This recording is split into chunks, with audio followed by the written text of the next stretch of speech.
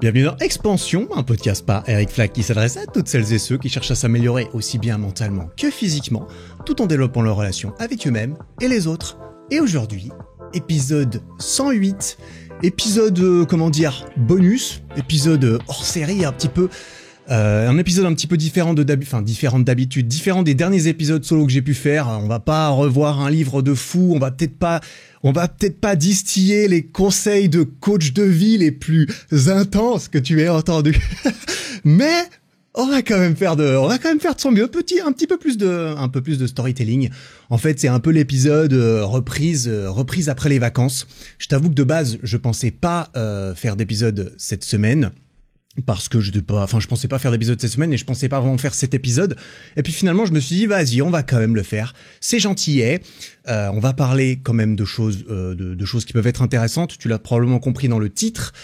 Je vais parler de mon expérience avec ma copine dans un van pendant une douzaine de jours, quelque chose que j'avais jamais fait de ma vie. Et on va donc parler de cette expérience, si c'est quelque chose qui peut t'intéresser. Et on va parler un petit peu de relations de couple. Parce que c'était quelque chose d'assez important dans le contexte de tout ça.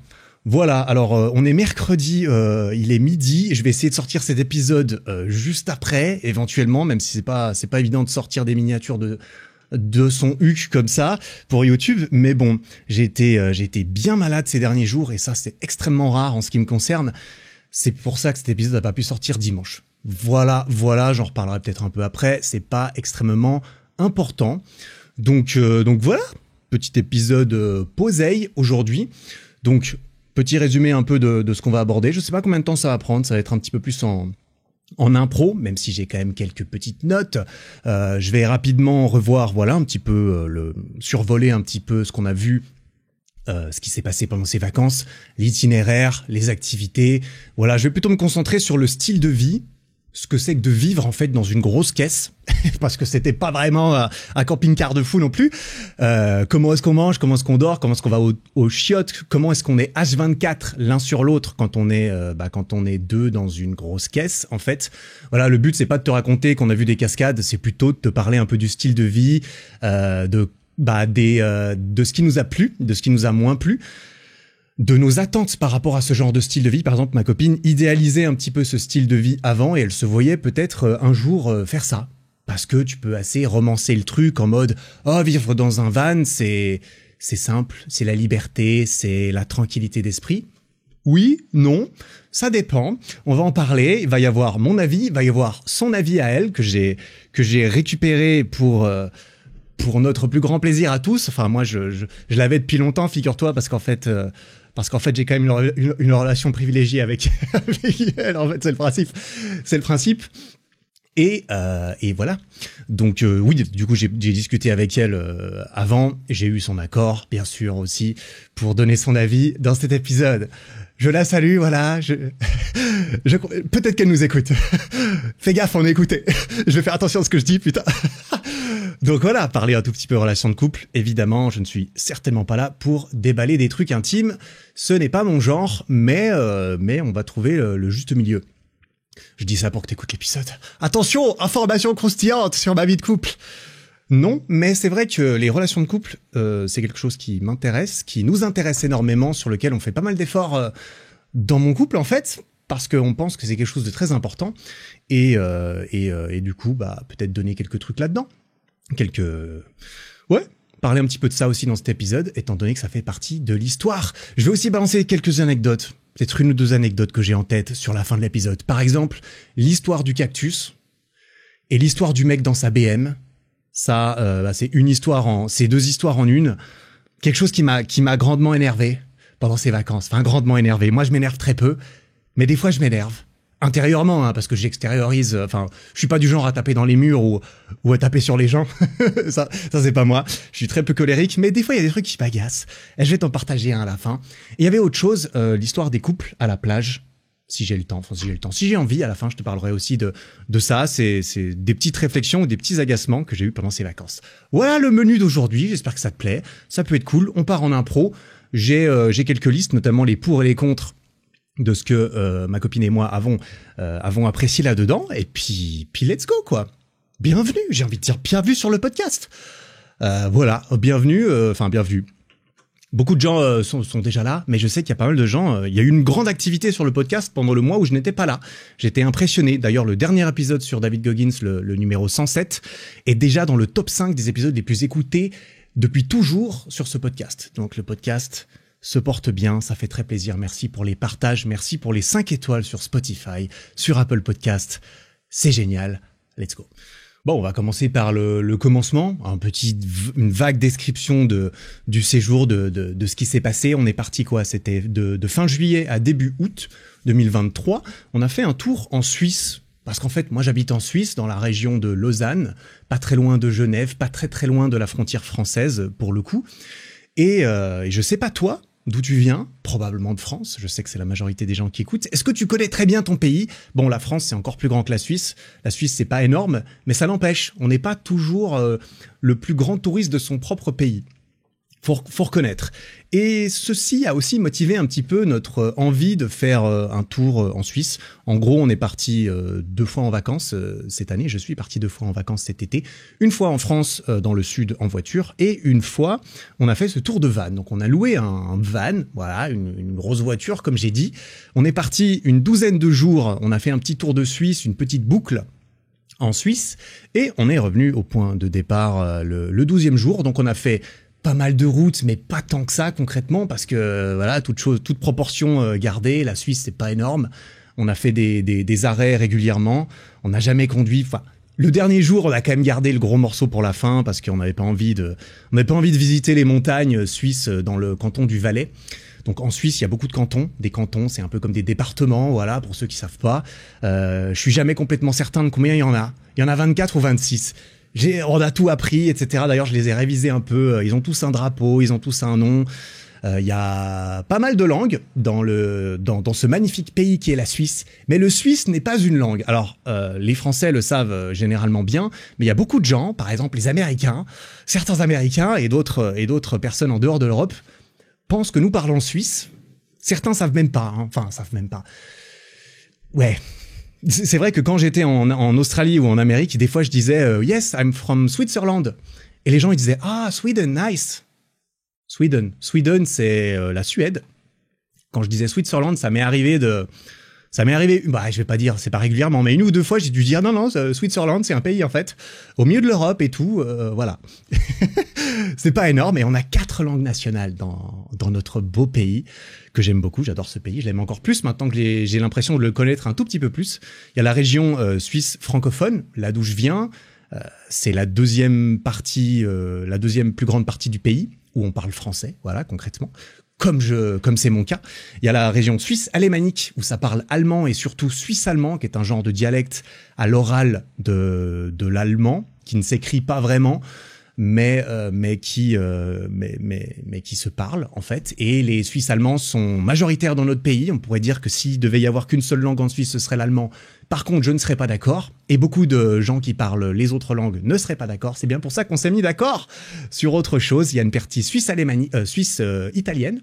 Le Tessin, ça s'appelle. C'est un peu le sud-ouest, le sud-est de la Suisse. Sud-sud-est, où ça parle italien. Et il y a un petit dialecte qui s'appelle le romanche, auquel nous avons assisté pendant ce voyage, qui se parle dans l'Est, dans la partie un peu perdue de la Suisse, à l'Est, enfin, si je puis me permettre, la partie un peu perdue à l'Est. Le romanche, qui est une langue parlée peut-être par 60 000 personnes, c'est un genre de... Je sais plus exactement, j'avais été regarder pendant le voyage quel mélange c'est, mais c'est un mélange d'italien et d'allemand un peu. C'est intéressant, c'est sympathique. Et les romanches se sont beaucoup battus pour que ça devienne une langue nationale et protégée parce qu'ils n'avaient pas envie de perdre ça. Donc voilà, on a 4 langues, mais on n'a même pas la nôtre. Et du coup, qu'est-ce qu'on fait pour se comprendre en Suisse?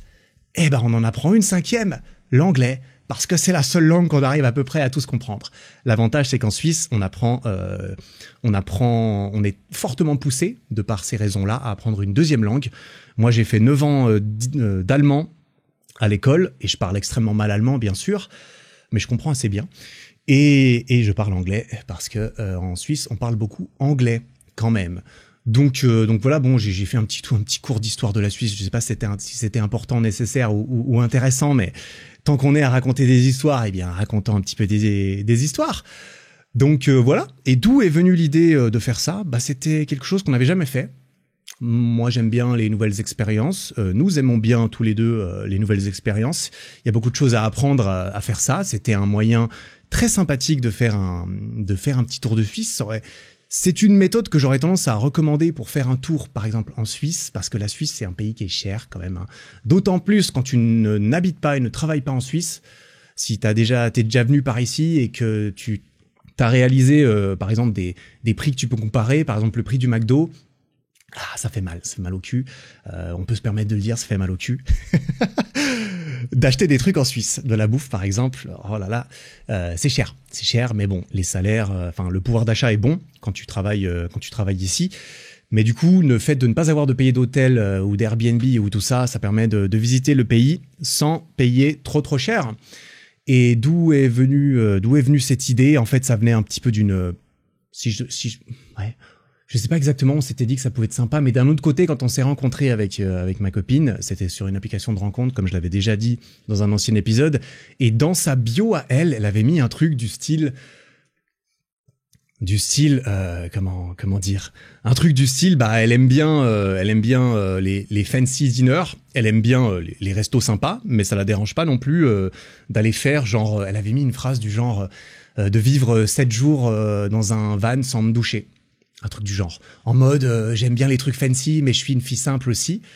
Et c'est vrai, voilà, c'est vrai. Du coup, j'ai voulu la tenir au mot et je me souviens qu'une des premières phrases d'accroche que j'avais utilisées quand on se connaissait pas, tu sais, pour draguer un peu par message, tout ça, c'était un peu en mode, let's go, vas-y, je viens te chercher et on part en van. Ah oui, j'étais très voilà, confiant comme ça dans mon message. Comme j'ai dit dans mon épisode sur Tinder, j'avais pas le time moi, hein, je savais ce que je voulais, je savais un peu qui j'étais et j'ai tout à fait confiance en moi. Donc j'étais là en mode vas-y, t'habites où? Je viens te chercher dans mon gros van. Je te mets à l'arrière. Oui, ça s'est pas fait en fait. Ça s'est pas fait, voilà, elle a compris que c'était de l'humour. Mais je pense que ça vient un petit peu de là. Et ça, c'était l'année dernière. Hein. Juste pour poser un tout petit peu le contexte sur la relation. Mais même si, évidemment, mon but n'est pas de parler trop voilà, les détails de la relation qui ne nous concernent que nous resteront entre elle et moi, bien entendu. Donc, voilà un petit peu pour le décor. Donc, le van, on l'a loué. On a fait un petit tour. Je vais peut-être d'abord... donner des petites infos sur la planification du voyage, sur tout ça rapidement pour ceux que ça intéresse. Comment est-ce qu'on a planifié ça? On s'est dit, écoute, c'est quoi l'essence un peu même d'un voyage en van? C'est un peu YOLO, hippie life, spontané, let's go, esprit libre, wild spirit, tout ça, ce qui n'est pas nécessairement mon fort, ce qui est un petit peu plus le sien. C'est pour ça que nous nous complémentons bien et en gros on s'est dit bon, on va outliner, on va délimiter un petit peu les contours de ce qu'on veut faire, mais clairement on n'était pas en mode ce soir-là on dort ici, ce soir-là on fait cette journée-là on fait ça. Non, on était en mode ok, dans quelle région est-ce qu'on va aller? On a fait quelques recherches pour savoir un petit peu sur le moment même qu'est-ce qu'on fait, histoire de pas être constamment sur nos téléphones en mode quelle est la prochaine activité.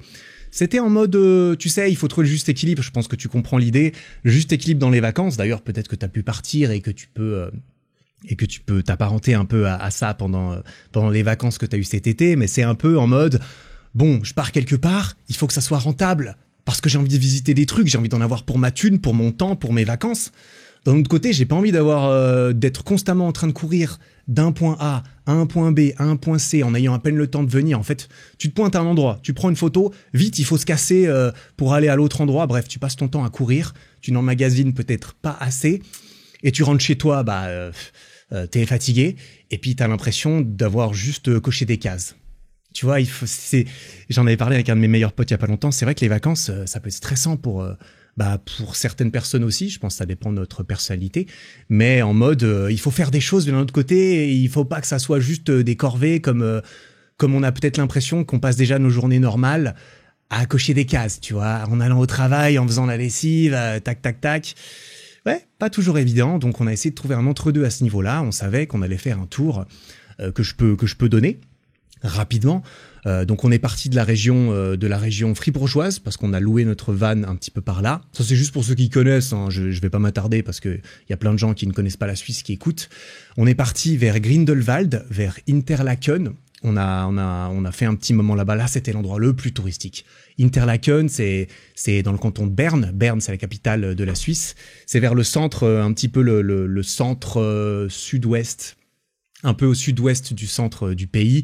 Et c'est super touristique. Il y a énormément d'Asiatiques, il y a énormément de personnes qui viennent notamment des Émirats arabes.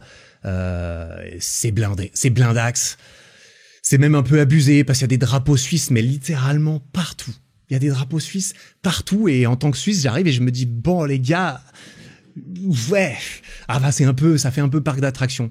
Alors que concrètement, ce qu'il y a à faire là-bas, c'est la nature. Ce qu'il y a à faire dans ce pays, autant qu'on se le dise tout de suite, c'est la nature.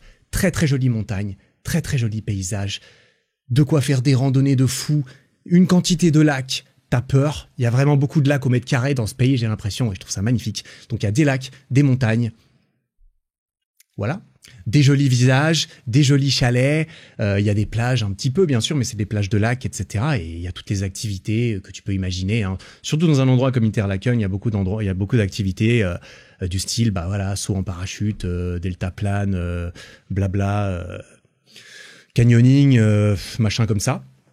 Et d'ailleurs ça on en a fait un petit peu. Donc on est passé par là, ensuite on est allé vers le lac des Quatre Cantons, au milieu, un petit peu, on est allé là-bas.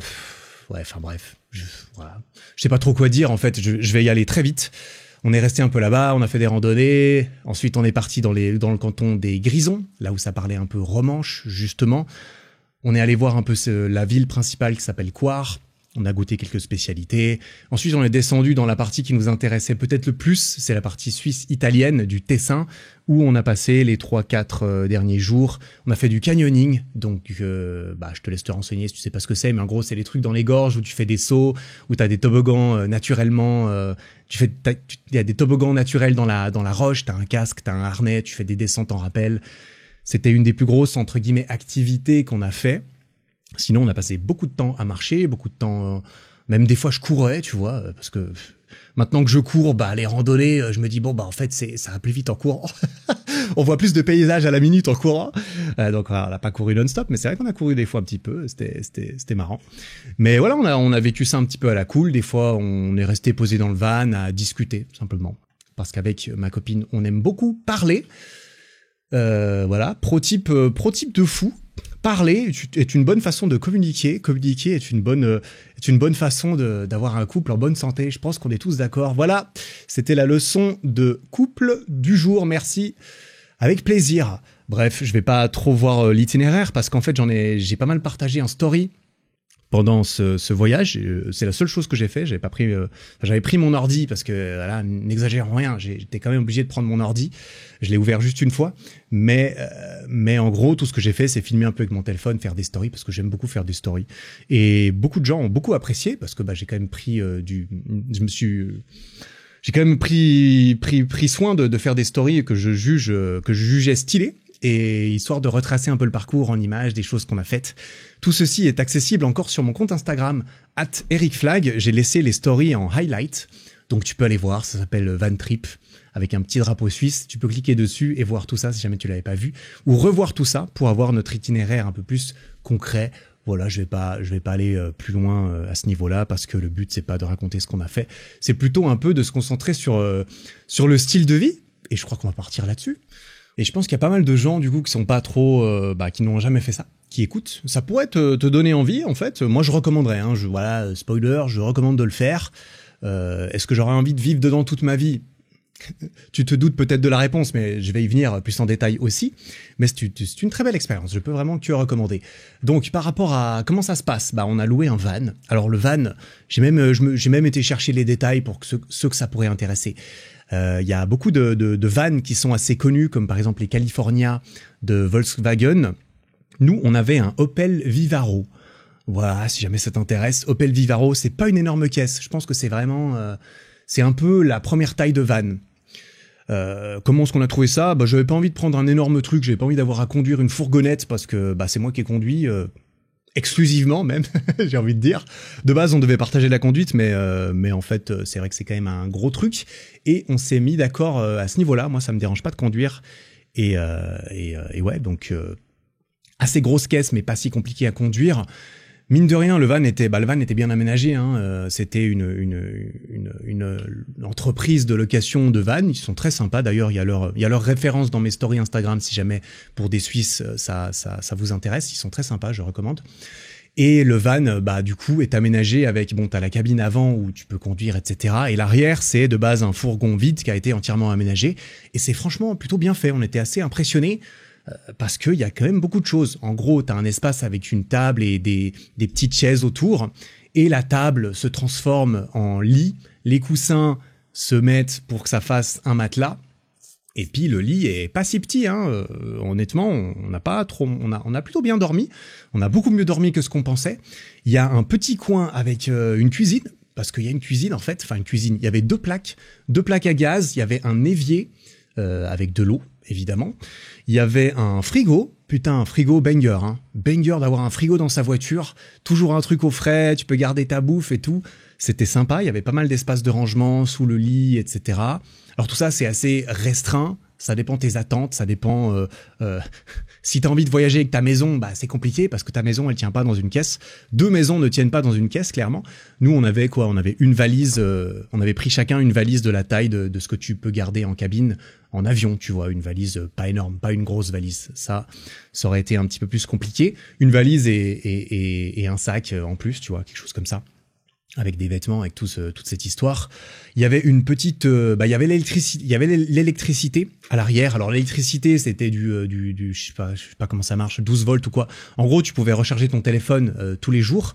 Il y avait des petits panneaux solaires sur le toit et ça permettait du coup de toujours pouvoir recharger son téléphone, ce qui était très pratique parce que c'était un peu le seul vrai accès nécessaire à l'électricité dont on avait besoin. Si j'avais voulu utiliser mon ordi ou pour recharger des trucs qui demandaient du 220 volts, alors là, c'est pas possible. Mais il y avait une prise, donc si on allait dans un camping et qu'on branchait une grosse prise qu'il y avait dans une prise de camping 220 volts, là, on aurait pu avoir. Il y avait une multiprise où on aurait pu brancher n'importe quoi et même tu vois, on aurait pu prendre une PlayStation et une télé que ça pouvait marcher. Si t'es en camping, ça peut le faire. Donc voilà, nous on n'a pas utilisé ça. On n'a jamais été dormir dans un camping, même si on pensait peut-être qu'on allait le faire, mais on va y venir.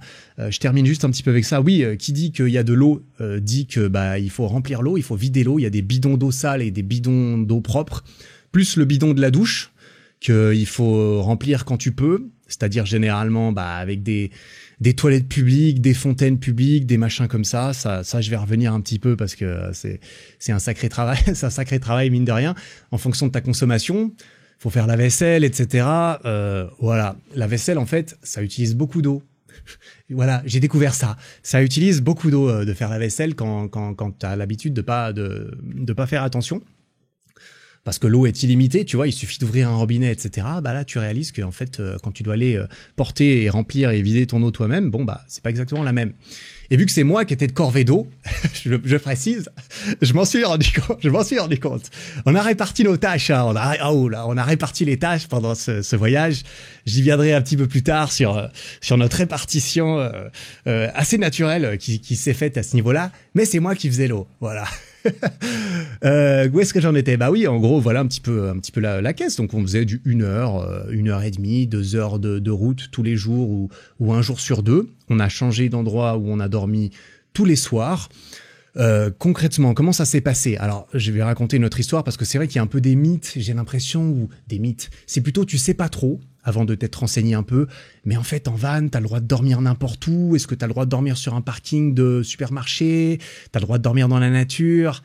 T'as le droit, alors là, c'est la grande question. C'est le grand truc que tout le monde essaye d'éviter un petit peu en mode, on verra, en mode, c'est pas vraiment permis, mais à la limite, si on se cache bien, ça devrait passer, tu vois.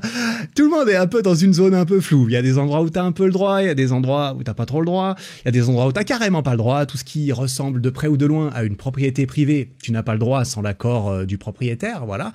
Qu'on se le dise, donc dans un champ random qui appartient à quelqu'un, t'as pas le droit. Sur un supermarché privé qui possède ses places de parking, bah t'as pas le droit. En fait, t'as pas vraiment le droit nulle part. Et le parking sauvage, c'est-à-dire dans des forêts ou des trucs qui appartiennent peut-être, je sais pas, au département, au canton, au pays, bah t'as pas vraiment le droit non plus, sauf erreur. Alors il faut regarder, il faut se renseigner pour ton pays, ton département, tout ça. Mais en Suisse, globalement, c'est pas vraiment recommandé, / pas nécessairement permis. Mais il y a des endroits où ça passe, on se comprend. Il y a des endroits où c'est autorisé. Il y a des parkings 24 heures, il y a des parkings qui sont permis. Et comment est-ce qu'on a trouvé où dormir concrètement? Alors, on s'est basé sur 2 choses. La première, c'est une application qui s'appelle Park4Night, P-A-R-K 4 Night, N-I-G-H-T. Donc, ça s'écrit en anglais avec un 4 à la place du fort. Et en gros, c'est une carte, c'est un Google Maps où n'importe qui peut laisser son petit pin, sa petite localisation en mode « on a dormi ici ». C'est cool, il y a de l'eau, il y a 3 places, il y a de quoi garer un énorme van, il y a de quoi juste rester un petit moment. Il faut payer, il faut pas payer, tu peux mettre des photos, c'est génial. C'est un truc communautaire où tout le monde pose un peu ses trucs. Donc à la fois on s'est basé là-dessus, à la fois on s'est très vite rendu compte que la plupart des choses qui étaient là-dessus, non seulement c'est là où il y a tout le monde, parce qu'en fait tout le monde utilise les mêmes bails, les mêmes conseils, mais en plus c'est souvent des parkings en mode bon bah voilà, le parking qui est devant la gare, avec les trains qui passent d'un côté, les voitures qui passent de l'autre, et une énorme place remplie de bitume là où tu te mets, pas de chiottes, pas d'eau, bah voilà, ça c'est toujours indiqué. Par contre, est-ce que c'est vraiment l'endroit où on préférait dormir? Non. On a utilisé un peu l'autre méthode.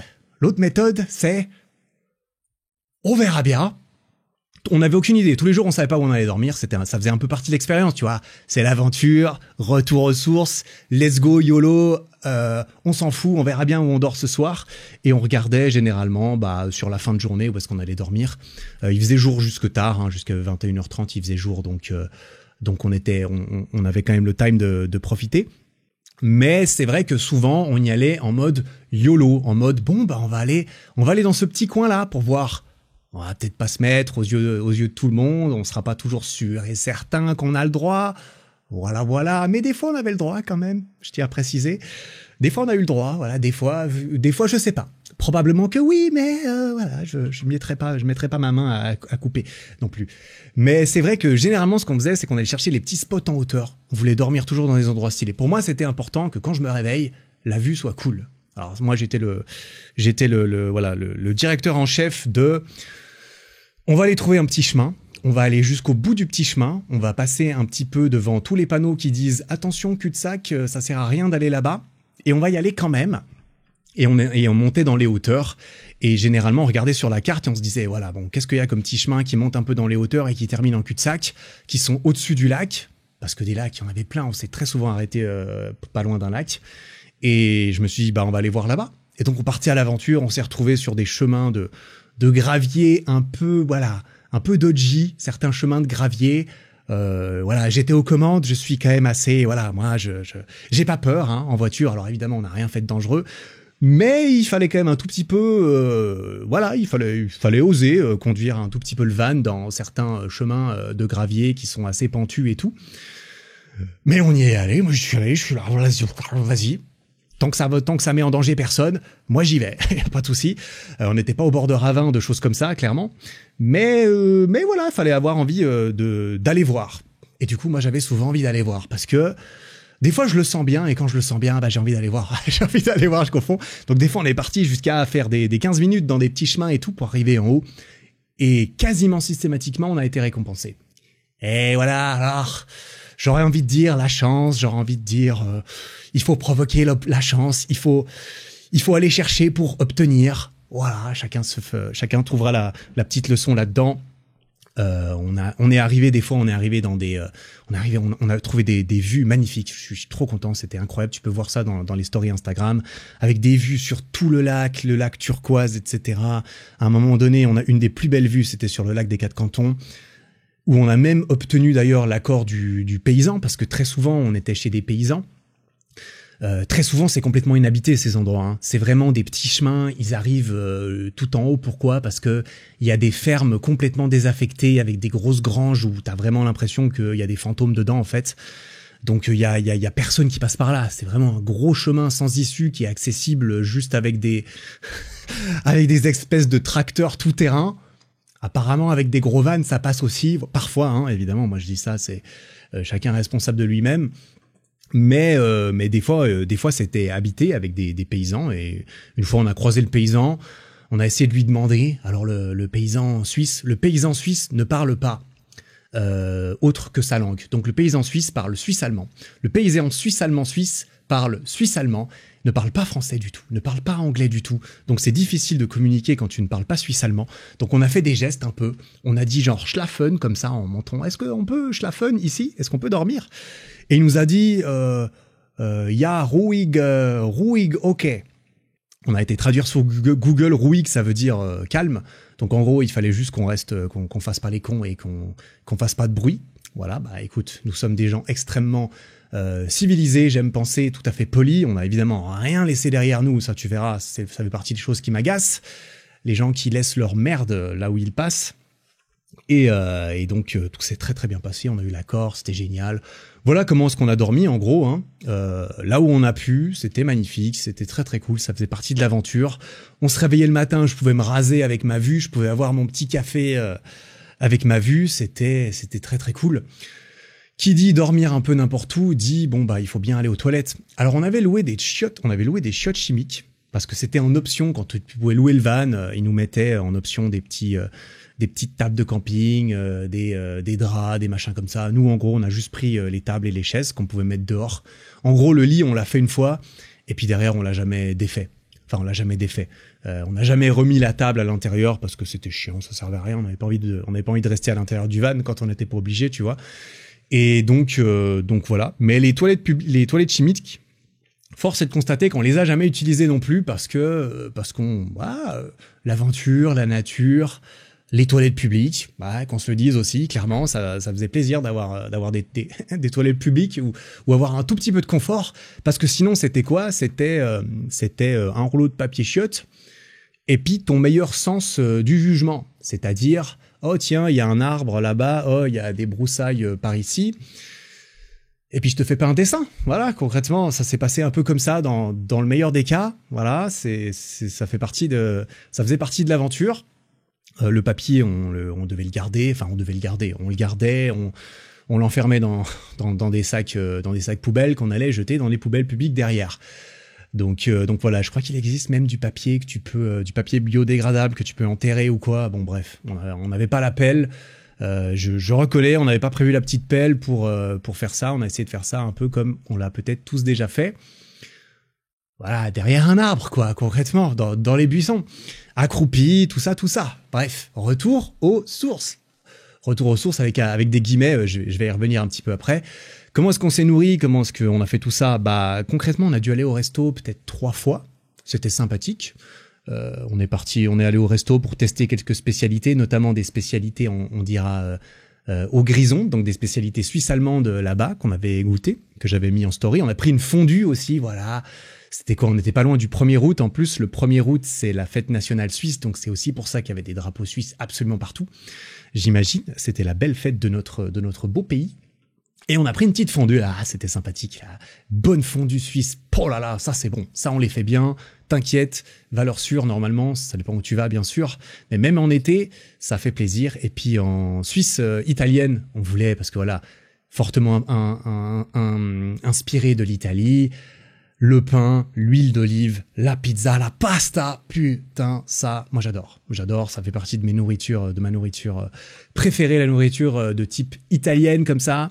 Je pense que je suis pas le seul, mais alors du coup c'était là-bas qu'on voulait aller au resto.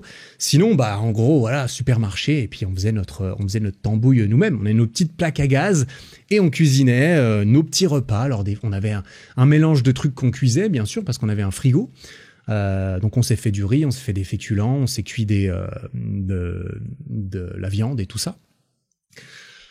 Ouais, je pose ça là parce que c'est vrai qu'on pourrait se poser la question. Ça fait depuis 2-3 mois maintenant peut-être que je remange de la viande.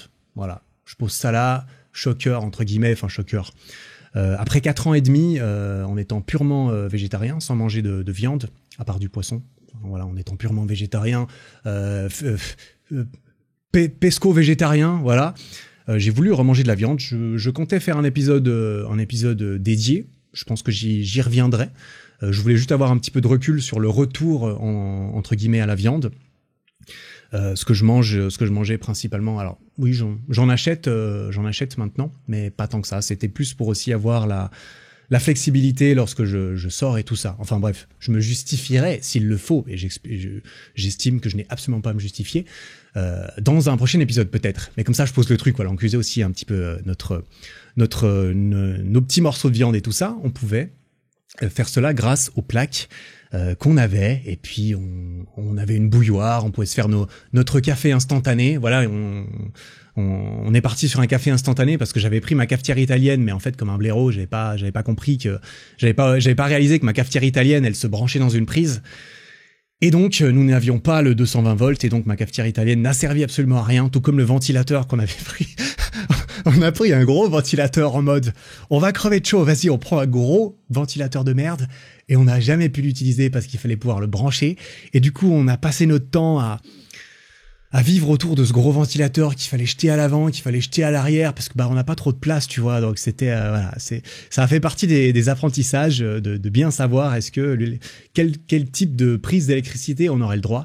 Et heureusement, on n'a jamais eu chaud, on a même eu un peu froid parfois en dormant, parce qu'on dormait dans les hauteurs un petit peu et tout, et qu'il faisait pas 30 degrés encore. Pas comme aujourd'hui, tu vois, parce que là, putain, je sais pas toi, il fait 36 degrés actuellement. C'est peut-être le premier épisode de podcast que je fais en débardeur parce qu'il fait sacrément chaud sa mère. D'ailleurs, j'ai mon ventilateur là.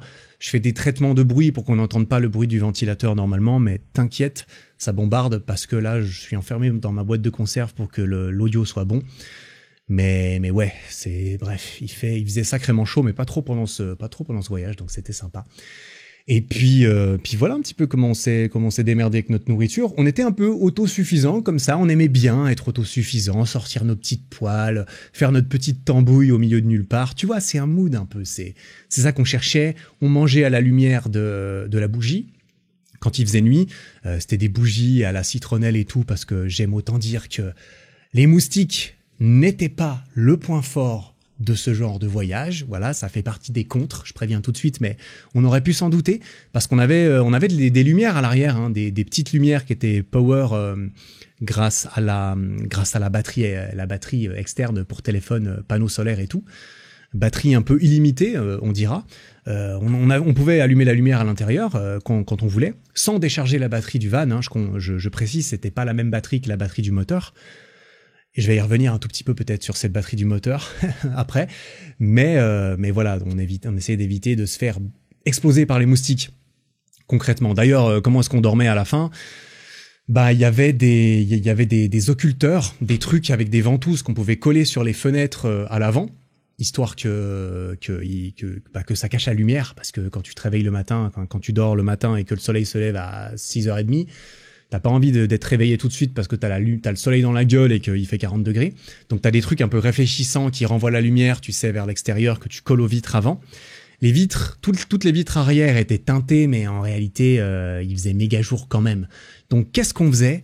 Technique classique de coincer des linges dans les portières pour que le linge y pende en fait comme ça, tu vois, et qu'il puisse cacher la fenêtre. Aussi pour avoir un petit peu d'intimité, qu'on se le dise, parce que fenêtre teintée, d'accord, mais tu pouvais quand même un peu voir ce qui se passe dedans, surtout si tu passes juste à côté et que tu regardes dedans, tu vois tout. Ça a beau être un peu teinté, pour notre intimité, tu comprends, parce que on dormait quand même à l'arrière, etc. On était content de savoir que personne pouvait non plus nous voir en train de dormir ou autre, en train de manger, voilà. Donc voilà comment est-ce qu'on dormait. Et puis la mission c'était on ferme tout. Et qu'est-ce que je fais ensuite ? Moi j'avais mon téléphone, je mettais la lampe de mon téléphone et j'éclairais comme ça vers le haut. Tu sais, quand t'éclaires vers le haut, en fait tu vois un petit peu les poussières qui volent et tout ça.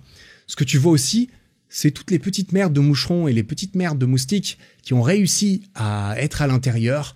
Et là, c'était mission extermination en ce qui me concerne. Ça faisait partie de mon rôle. Voilà. Mon rôle était aussi de faire exterminateur de moustiques. Tu les regardes, tu les mâches, tu les vois. J'ai été sans pitié. Voilà. Je pense que personne ne me tombera dessus quand je dis que je prends un malin plaisir à exploser les moustiques avant qu'ils m'explosent moi. Voilà.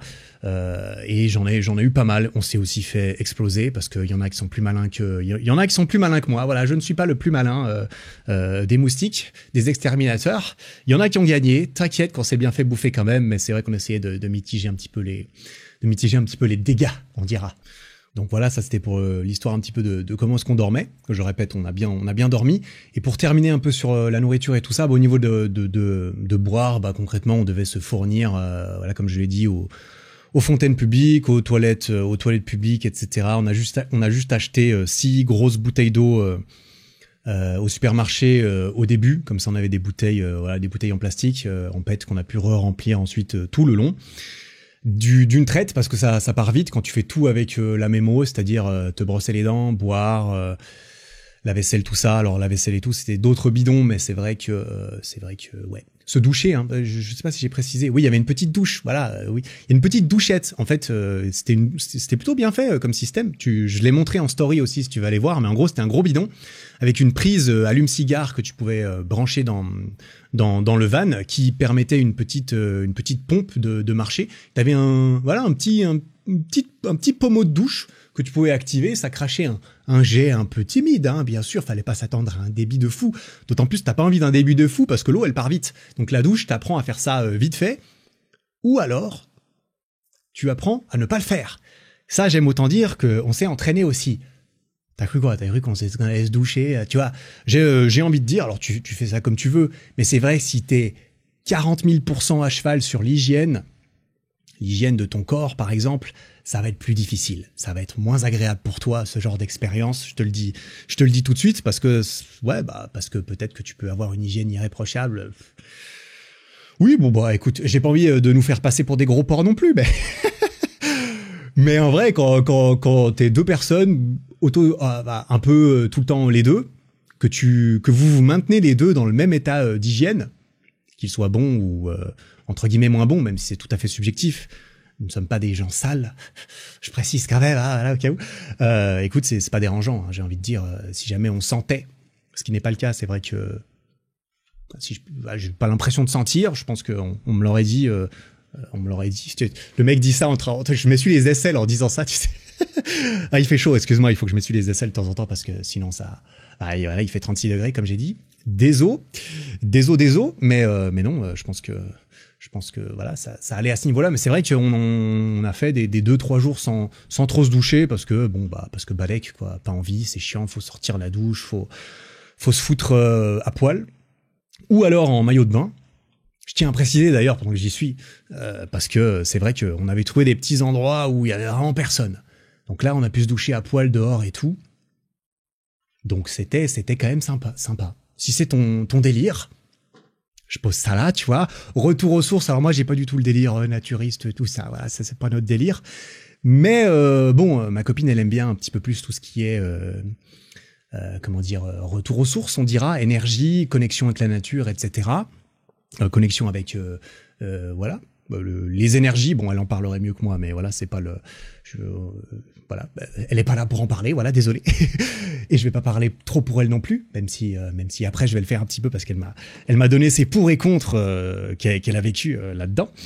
C'est vrai que c'est assez sympa. C'est vrai que c'est comme nager tout nu dans l'eau, dans la mer et tout. C'est un mood. Je pense que tu arrives plus ou moins à te représenter si c'est le genre de mood que t'aimes bien. Mais ça fait un petit peu plus retour à la nature, ne faire qu'un avec la nature. Ça, on va y revenir, mais ça fait partie des points qui étaient plutôt sympas. Comme par exemple la fois où on s'est douché tout nu dehors. Bah voilà, c'était marrant, tu vois. C'était marrant. À quel moment est-ce que t'as déjà fait ça dans ta vie, te doucher tout nu dehors, dans la nature? Bah tu le fais peut-être régulièrement. Moi, je le fais jamais. Je te le dis tout de suite. Je fais ça dans ma putain de douche, dans mon appartement. Je suis tout nu quand même généralement, voilà, dans ma douche, je tiens à préciser. Mais voilà, on l'a aussi fait en maillot de bain, on l'a aussi fait assez rarement dans des endroits. On l'a fait une fois dans une salle de sport parce que c'est vrai que des fois il a plu. Hein, on n'a quand même pas eu le meilleur temps du game. On a eu 1 jour et demi, 2 jours de pluie, donc il a fallu s'occuper un tout petit peu une fois. Et la première fin de matinée où il pleuvait, moi j'ai proposé une activité tout à fait classique, touristique, plus que tout le monde adore. Et si on allait à la salle de sport? Bon, ma copine n'a pas du tout été compliquée à convaincre. Au contraire, elle était contente. On est allé là-bas. On a payé notre day pass à la salle. Ça faisait 4 jours. Ça nous a permis de faire notre petite séance de sport chacun de notre côté. Parce que H24 ensemble, tu vois, c'est quand même pas trop mal de temps en temps de pouvoir te regrouper un peu de ton propre côté, sachant que nous sommes 2 personnes totalement introverties, donc ça nous fait du bien aussi, même si on est très très bien les deux. C'est vrai que on a tous besoin d'être un peu seuls de temps en temps, et ça fait partie des trucs, voilà, désolé, j'ai pas de mots plus riches, des trucs de ce genre de voyage que tu peux faire en couple, par exemple. Mais du coup, on a eu nos petits trucs, voilà, on a pu faire nos petits yoga, moi j'ai pu faire ma grosse séance de bonhomme, j'ai fait mon gros full body que j'ai montré d'ailleurs dans les stories, et ça c'était bien sympa parce que derrière on a pu aller prendre une vraie douche, on en a choisi un avec sauna, tu vois, parce qu'on s'est dit, vas-y, on se fait un petit kiff et tout. On va pas aller dans un vrai spa machin parce que bon, ça c'était un peu overkill, surtout que au niveau des prix, c'est vrai que c'est quand même un autre délire, surtout que généralement la salle de sport elle pue, tu vois. Quand tu vas dans un spa ou une piscine et qu'il y a une salle de sport, généralement t'as des haltères jusqu'à 14 kilos, t'as un tapis de course et puis voilà, estime-toi heureux. J'exagère un petit peu, mais en gros la salle de sport c'était beaucoup mieux. Et on a pu aller faire chacun notre sauna de notre côté aussi parce que les saunas n'étaient pas mixtes. Donc on était pépère, tranquille, il y avait personne en plus, à part quelques retraités et personne en vacances parce que bon, mois d'août, au milieu de la journée et tout. Et puis ces villages étaient très peu remplis, hein. Vraiment, j'étais particulièrement impressionné par le fait qu'il n'y avait pas grand monde dans ces villages. Alors, est-ce qu'ils sont en vacances? Est-ce qu'il y a juste personne? Est-ce qu'ils travaillent? Un peu de tout. Mais alors putain, dans les rues de ces villes, de petits villages suisses allemands, il y avait air. Même dans les, entre guillemets, grandes villes, il y avait personne. C'était marrant. Je trouvais ça marrant. Donc, on a fait ça. Oui, on a aussi fait du sport, bien sûr. J'avais évidemment pris mon matériel Eric Fly, hein, évidemment. J'avais pris mes parallettes, j'avais pris ma ceinture. Non, j'ai pas pris ma ceinture. J'ai pris mes parallettes, ma magnésie, mes bandes élastiques et mes anneaux de gym. Et j'ai pu m'entraîner tout le long au poids du corps. J'ai fait 3 séances concrètement en tout. D'ailleurs, tu peux voir ça aussi dans les stories. C'était très pratique. Autant à la salle, moi à la salle, j'aime bien m'entraîner sur mes parallettes et tout, donc j'ai pris mon matos à la salle. Autant une fois, on s'est arrêté au bord d'une rivière. C'était au Tessin. Et puis on a choisi un petit spot où moi j'avais quand même envie de trouver un spot comme ça. Tu vois, je me suis dit il faut que je puisse faire ça quand même pendant mes vacances. On a trouvé un petit spot. Elle avait son petit tapis de yoga aussi pour faire ses flows et tout ça. Et moi j'avais un bon petit arbre, un bon petit platane, je crois, un truc du genre. J'ai pu mettre mes petits anneaux, mes petites parallettes, j'ai pu me faire ma petite séance dans la nature à côté d'une rivière. J'avais mes anneaux, j'avais ma magnésie, j'avais ma gourde, j'avais mes bandes élastiques.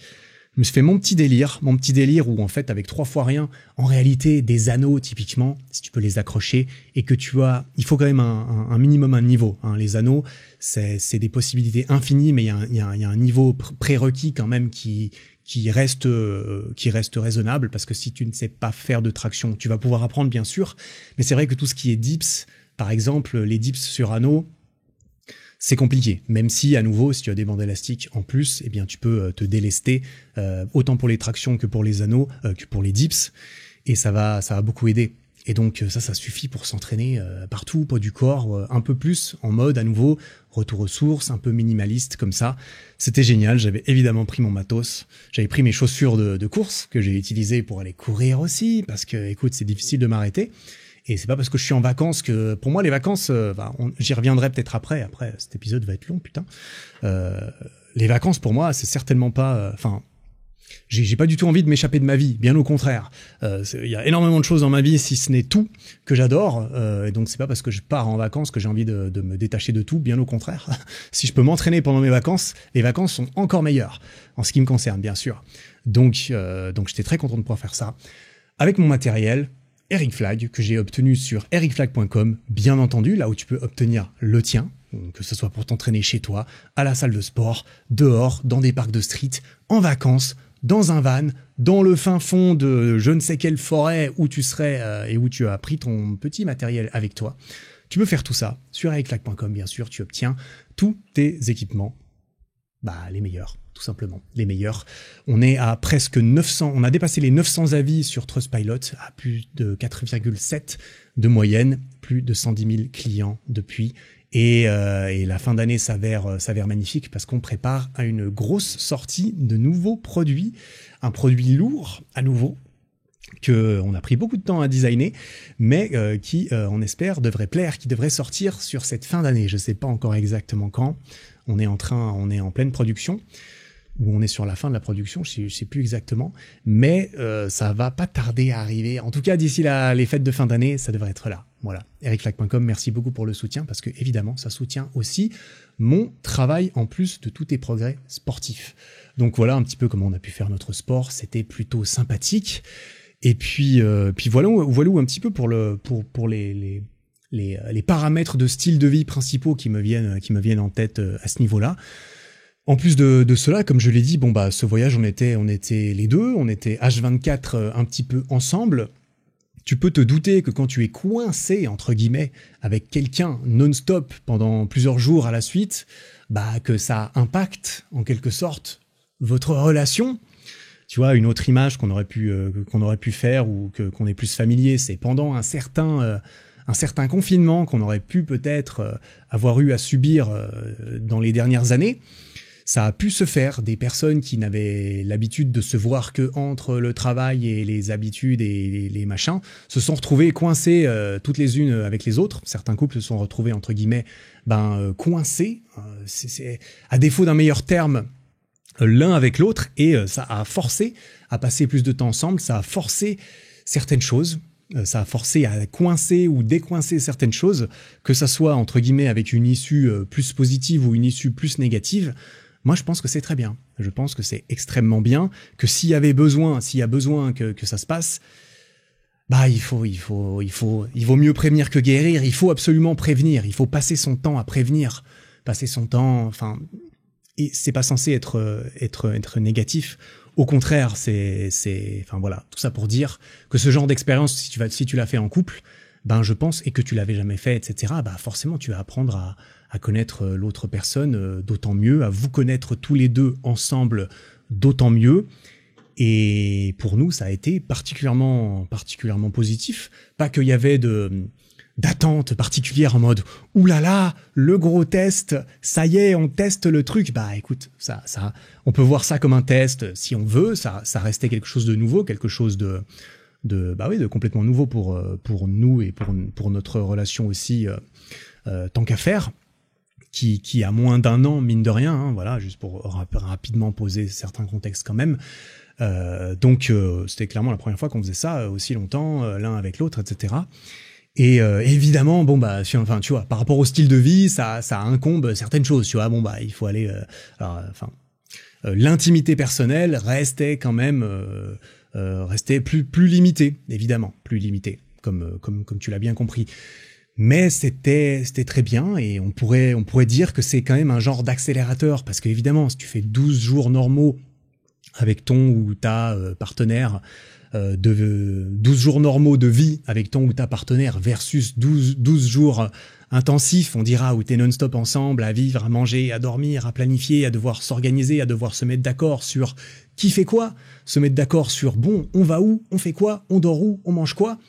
C'est le genre de choses qui sont très importantes dans un couple, sur lequel être d'accord, se mettre d'accord, communiquer, ne pas accumuler de ressentiment envers l'autre parce que vas-y, c'est toujours moi qui fais ça, blablabla, ça me casse les couilles, et t'en parles pas. Hein, c'est là tout le problème. Hein. Que ça te casse les couilles, c'est une chose. C'est tout à fait normal et compréhensible. Mais alors, il faut absolument en parler et désamorcer très, très, très rapidement. J'aime penser que dans ma relation, nous sommes tous les deux très matures, tous les deux très au clair sur nous-mêmes, sur ce qu'on veut, sur ce qu'on recherche. Et ce qu'on recherche, nous sommes extrêmement clairs l'un avec l'autre depuis le début, qu'on veut une relation incroyablement stylée. Je vais pas le cacher parce que c'est complètement vrai. C'est extrêmement important pour moi. C'est encore plus important pour elle. J'ai envie de dire dans le grand espace de nos vies. Comme je l'ai dit, non, je l'ai pas dit, mais voilà, avec ma copine, on parle énormément. On parle beaucoup. On parle quasiment tout le temps. Tout le temps. Très souvent, c'est une de nos activités de couple préférées, si ce n'est notre activité préférée. Spécialement pour elle au début, elle m'en voudra pas de dire ça parce que c'est vrai et au contraire, je vais dire évidemment qu'il y a aucun mal, au contraire, je suis très content que ça ait été le cas parce que c'était un peu moins mon cas. Voilà, si je puis me permettre le cliché. Alors bon, il faut que je fasse attention peut-être à où je vais avec ça parce que c'est vrai que les relations de couple ou les relations homme-femme, on dira, sont pas mal discutés peut-être aujourd'hui dans la culture actuelle, dans les médias, etc. Il y a évidemment différents points de vue, tout ça. Moi, dans le fond, j'ai envie de dire, chaque couple fait un peu ce qu'il veut quand ça ne concerne que lui, quand on parle de sa relation à lui, de sa répartition des tâches à lui, par exemple. Je n'aime pas du tout je n'aime pas le fait qu'on impose évidemment à des personnes « Oh, il faut que ça soit comme ça, que ça soit réparti comme ci, comme ça, etc. » En tout cas, dans mon couple, ce qui, j'aime penser, me concerne quand même pas mal. J'aime penser qu'on est deux adultes qui sommes tout à fait capables de nous organiser tout seuls, de nous mettre d'accord entre nous sur comment est la meilleure façon de fonctionner pour nous. Voilà, je pose ça là, ça ne concerne que moi, ça ne concerne que nous pour ce que je partage qui nous concerne nous, on dira. Mais voilà, je pose quand même ça. Qu'est-ce que j'étais en train de dire? Oui, j'étais en train de dire que c'est important j'étais en train de dire qu'on parlait beaucoup et que c'était un petit peu plus elle de base et que moi j'étais un petit peu plus du genre si je puis me permettre, à moins dévoiler mes émotions, comment dire. Je suis quelqu'un, si tu écoutes le podcast depuis longtemps, je pense que tu as remarqué que j'ai pas spécialement de mal à ressentir des émotions. Au contraire, c'est quelque chose que je cultive énormément. C'est très important pour moi d'avoir les deux. Pour moi, c'est super important que j'ai les deux, que je sois capable de foncer dedans, de déconnecter mon cerveau, mes émotions, de déconnecter mon ressenti quand il faut que j'aille courir et j'ai pas du tout envie d'aller courir, quand il faut que je travaille, quand il faut que je taffe sur ma carrière, que je fasse des trucs où je tape dedans, que j'aille pousser des poids lourds et tout ça, très important. J'y vais, je réfléchis pas, je casse tout. Pour moi, c'est super important de pouvoir tout casser. J'ai envie de pouvoir tout casser dans ma vie. Voilà.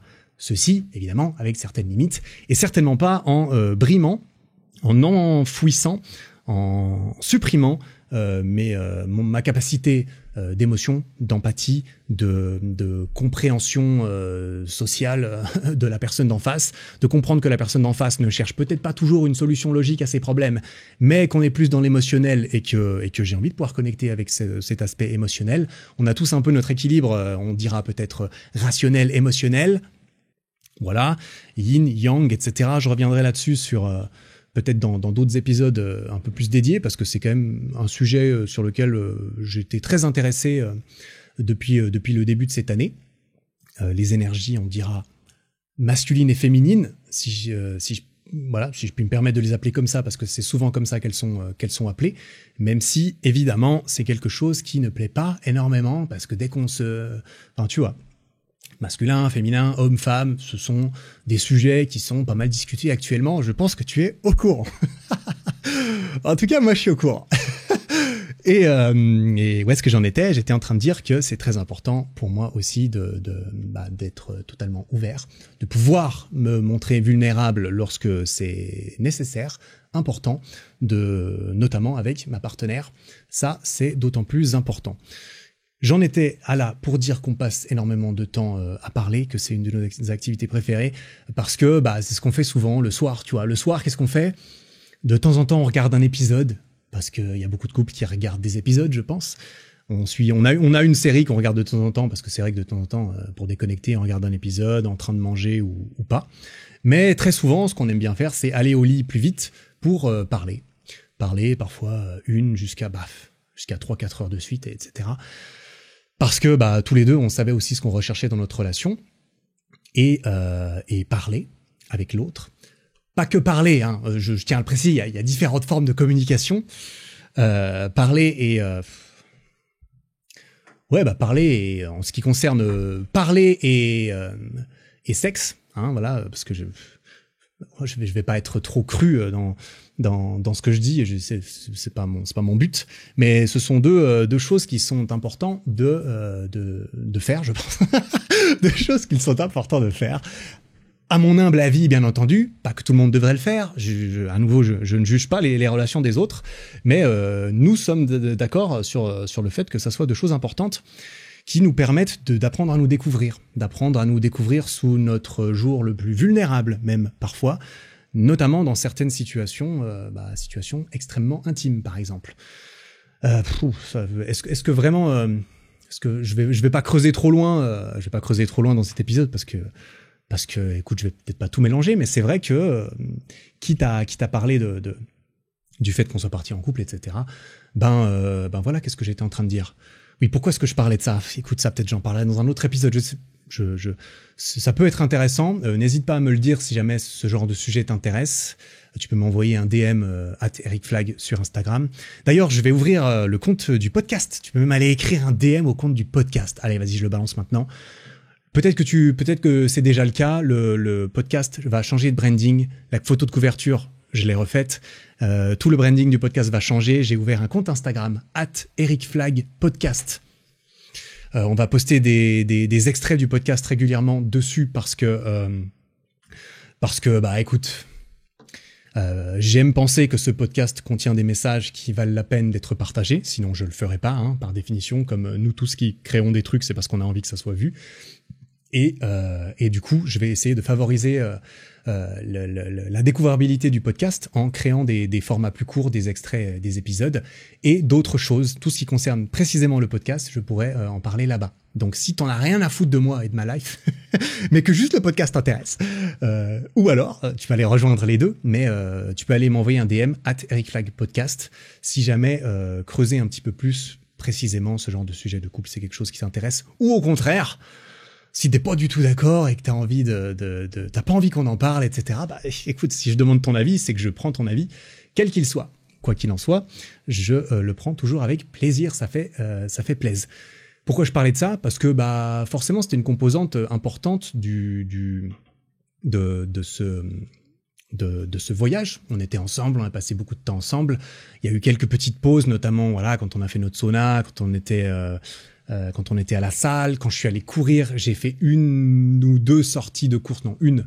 Je courais pendant les randos, mais tu vois, c'était des petites courses. C'est vrai que quand je courais, parfois, elle courait pas et on s'attendait un petit peu après. Ça nous permettait d'avoir des petits moments tranquilles aussi. Donc on a eu quelques petits moments où on était seuls comme ça, où c'était quand même sympathique de pouvoir se regrouper un petit peu seul avec soi-même, chacun de son côté. Mais sinon, globalement, on était toujours ensemble. Comme je l'ai dit, on a passé beaucoup de temps à parler, c'était génial. Ce qu'on faisait pendant la route, c'est quelque chose qu'on aime bien faire aussi. Je te balance ça comme ça. Vu qu'on a fait, entre guillemets, beaucoup de routes, alors c'était pas énormément de routes, mais on en a fait. Ce qu'on aime bien faire quand on fait de la route, c'est soit parler, oh là là, première nouvelle, soit parler, mais ce qu'on aime bien faire, c'est écouter des podcasts sur différents sujets, des podcasts de couple, des podcasts que moi je propose, des podcasts que elle propose. Et voilà, sans trop... ça, j'en parlerai peut-être une autre fois, mais on écoute des podcasts sur des sujets tout à fait variés, des choses que j'aurais jamais écoutées par moi-même. Très intéressant de s'ouvrir à des nouvelles choses, des podcasts sur les relations, des choses comme ça, voilà.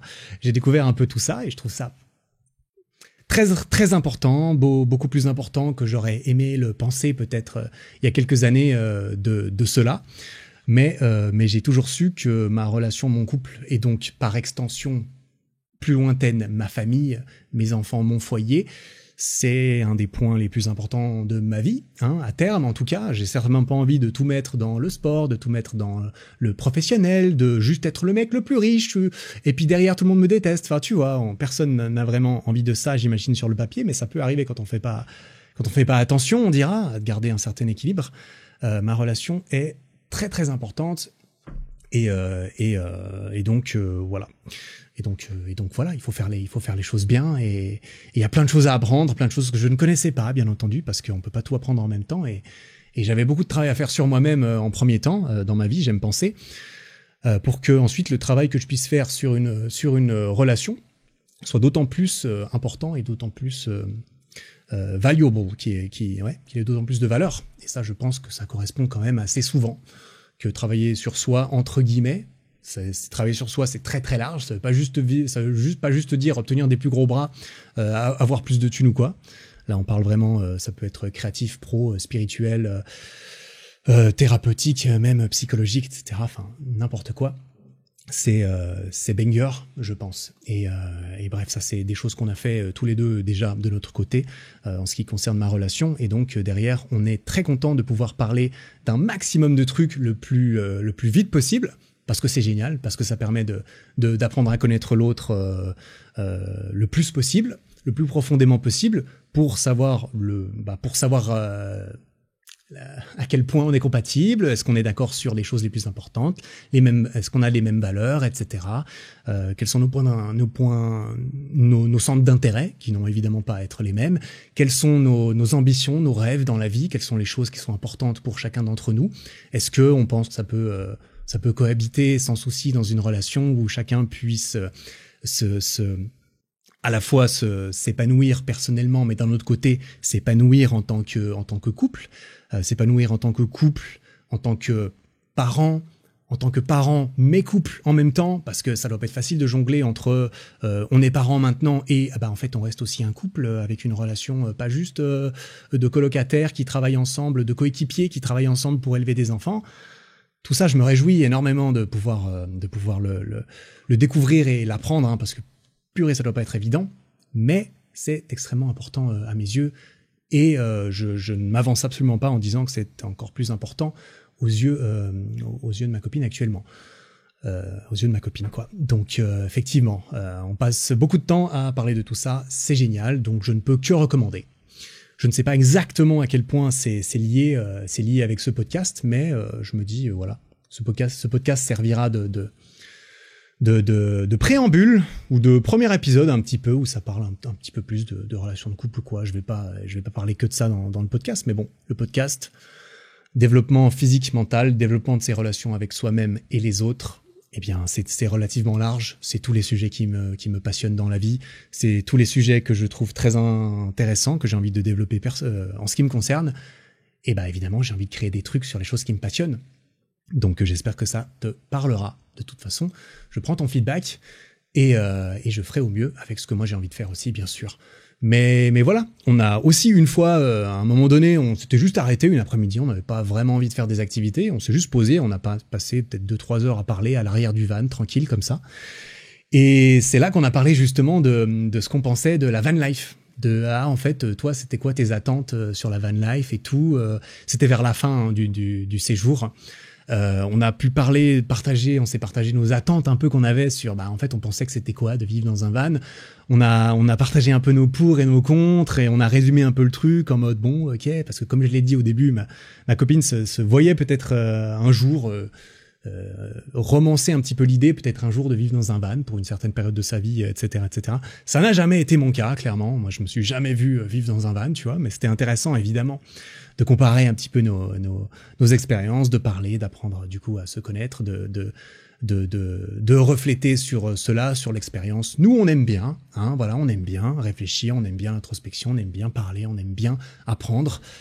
On s'est bien trouvé, j'aime penser, en tout cas. Jusqu'à présent, putain. Effectivement. Voilà. Mais, ouais, je sais pas trop où, enfin bref. Voilà. Donc, je vais passer un petit peu à la suite. Je vais parler un petit peu de nos attentes qu'on avait là-dessus. Comme ça, je peux te poser un petit peu nos conclusions. Voilà. On va arriver sur les conclusions un petit peu de tout ça. Nos conclusions des pour, des contre, de nos attentes et de ce qu'on a pensé au final de cette expérience van life. Si on voulait le refaire, est-ce qu'on se verrait faire ça? Quels sont les points positifs et négatifs, on dira, de ce style de vie qu'on a pu voir ou qu'on peut imaginer à plus long terme. Comme ça peut peut-être t'intéresser si c'est quelque chose qui te tente. Alors pour ce faire, je vais commencer d'abord par moi, mon expérience à moi, et ensuite je parlerai de celle de ma copine. Elle m'a transmis par écrit, elle m'a transmis d'ailleurs. Je lui ai demandé, ouais, vas-y, tu peux me résumer ça, et puis elle m'a envoyé ça par écrit. Donc j'ai quelques notes, etc. En ce qui me concerne moi, mes attentes vis-à-vis de la van life, comme j'ai dit, j'en avais pas trop. J'avais pas trop d'attentes. J'avais jamais fantasmé dessus. Je m'étais jamais dit, tiens, j'ai trop envie de faire ça j'ai trop envie de vivre comme ça une fois dans ma vie. J'aime beaucoup par contre le côté minimaliste. J'aime beaucoup le minimalisme. J'aime bien ne pas posséder trop de trucs. C'est clairement quelque chose qui est assez central dans la van life. On dira, si tu possèdes 15 millions de trucs, c'est difficile de les garder avec toi, parce que là on parle de quelque chose un peu plus, voilà. Il y a les vacances dans un van, et puis il y a la van life, on dira, que moi je n'ai jamais fait, hein. J'ai jamais goûté à ça. J'aurais envie de dire, là on parle vraiment de vivre dedans à moyen terme, donc au moins un mois, j'ai envie de dire, mais plutôt plusieurs mois, voire peut-être plusieurs mois dans l'année, etc. Enfin, je sais pas exactement. Mais voilà, après, clairement, pour moi, ça n'a jamais été viable dans ma tête d'un point de vue de mes objectifs de vie. Donc j'ai aucune intention de faire ça. Et jamais j'aurais pensé à faire même un voyage en van tout seul, tu vois. Aucun intérêt en ce qui me concerne d'aller faire des vacances tout seul dans un van. Voilà, ça c'est purement personnel. J'avais pas vraiment d'intérêt à ce niveau-là. Mais j'étais très content de le faire à deux, parce que c'était très nouveau et pour tout ça. Les points positifs que j'ai remarqué à ça, c'est que effectivement, c'est spontané. Ça fait un petit peu du bien. Moi qui suis quelqu'un d'assez organisé, d'assez consciencieux quand même dans ma vie, même si je suis pas du tout du genre à avoir un agenda super précis avec à X heures je fais ça et ça. C'est pas du tout mon cas. Mais c'est vrai que là, un petit peu y aller en mode YOLO, c'est sympa, en mode on sait pas où on va dormir, tu vois, ça change un petit peu. C'est cool. Tout comme le mood un petit peu, on prend son temps, on n'est pas stressé, parce que tout prend beaucoup plus de temps, hein, qu'on se le dise, ça on s'en est bien rendu compte. Tout prend beaucoup de temps, parce que tous les jours il faut il faut mettre les occulteurs, il faut coincer les trucs, il faut mettre le drap sur le lit, il faut virer toute la merde qu'on avait mis sur le lit pour la mettre à l'avant ou sous le lit pour qu'on puisse dormir. Il faut préparer à bouffer, il faut tout laver, enfin bref, tout prend du temps, il faut savoir où on va dormir, ça prend du temps de se demander, de chercher l'endroit où on va dormir. Bref, heureusement qu'on a le temps, j'ai envie de dire, parce que voilà, après je pars du principe que quand tu aimes ce genre de style de vie, c'est que effectivement tu es plutôt à la recherche d'une vie, on dira un petit peu plus tranquille, où on a le temps, où on n'est pas stressé, plutôt qu'une vie où vite il faut accomplir des trucs parce qu'on n'a pas le time. Là, accomplir des trucs, c'est pas vraiment idéal. Et ça viendra peut-être dans les points négatifs, si je puis me permettre. Après, tu vois, c'est positif, négatif, tu vois. C'est pas comme si on avait vécu 3 mois dans un van et que je pouvais te sortir les vrais points positifs, négatifs. Mais voilà, on fait une petite liste. Ça ne mange pas de pain. Prends ça comme c'est, si ça peut te servir ou t'intéresser un petit peu, ou comparer à ton expérience si tu l'as déjà fait, parce que évidemment des gens, tu m'écoutes et tu l'as peut-être déjà fait, t'as déjà ton avis. Ce que j'ai bien aimé, c'est quand même le mood un petit peu, on est dans notre petit cocon tous les deux, on est en dehors du monde, il n'existe plus que nous, on peut regarder les étoiles tous les deux le soir, la nuit, dans un endroit un peu sauvage où il y a personne autour, on n'est pas dans une ville, on n'est pas dans un... Ça, c'était propre aux endroits où on a décidé de dormir. Après, je pense que les gens qui font ça n'ont pas envie de rester en ville tout le temps. Clairement, c'est super chiant d'être en ville avec un gros van. C'est pénible à conduire, à parquer et tout. Les parkings souterrains, il faut qu'ils soient suffisamment hauts pour que tu puisses entrer dedans en plus. Enfin bref. En plus de ça, le côté liberté géographique, évidemment, c'est un plus. C'est un plus qui fait intégralement partie de ce genre d'envie de vivre, hein, j'imagine, et de voyager. C'est que tu peux bouger un peu comme tu veux. Alors oui, tu t'es quand même en voiture, donc tu vas pas te déplacer super vite d'un pays à l'autre comme ça. Si t'as un temps limité pour visiter un maximum de trucs et cocher un maximum de cases, c'est peut-être pas nécessairement idéal, tu vois, on est d'accord. Mais c'est un moyen de le faire en prenant plus de temps, en dépensant peut-être même moins d'argent, parce qu'il faut reconnaître que c'est un style de vie qui, je pense, peut ne pas être particulièrement onéreux. Après, ça dépend évidemment, hein, ça peut coûter extrêmement cher aussi, tout dépend ce que tu fais, bien entendu. Mais disons que le loyer et tout, il faut avoir un van et il faut payer l'essence, quoi. Voilà, concrètement, c'est un peu ça le loyer. J'ai l'impression plus évidemment entretenir le van, voilà, un peu comme t'entretiens une caisse si t'en as déjà une, mais voilà. Donc ce côté de liberté géographique, c'est plutôt sympa. Le côté aventure, le côté un peu interdit, oulala, qu'est-ce qu'on va trouver au bout? Est-ce qu'on a le droit de dormir ici ce soir? Probablement qu'on a le droit de dormir ici ce soir. Mais on n'est pas sûr et certain. Il y a quand même une nuit en fait. Bah, c'était la nuit où je me suis entraîné au bord de la rivière et tout. Il y a une nuit où j'étais en train de m'entraîner sur mes anneaux justement. Ma copine était au bord de la rivière et là je vois passer des flics. Les flics passent à côté comme ça. Et on était vraiment dans un coin mais paumé de chez paumé. Je me suis dit non mais personne peut passer là. Les flics passeront jamais là. Et les flics sont passés. Ils ont rien dit. Et je me suis dit oulala. Est-ce qu'ils sont sympas? Est-ce qu'ils sont très sympas ou est-ce qu'ils sont très sympas parce qu'il me semblait que c'était pas permis quand même, voilà.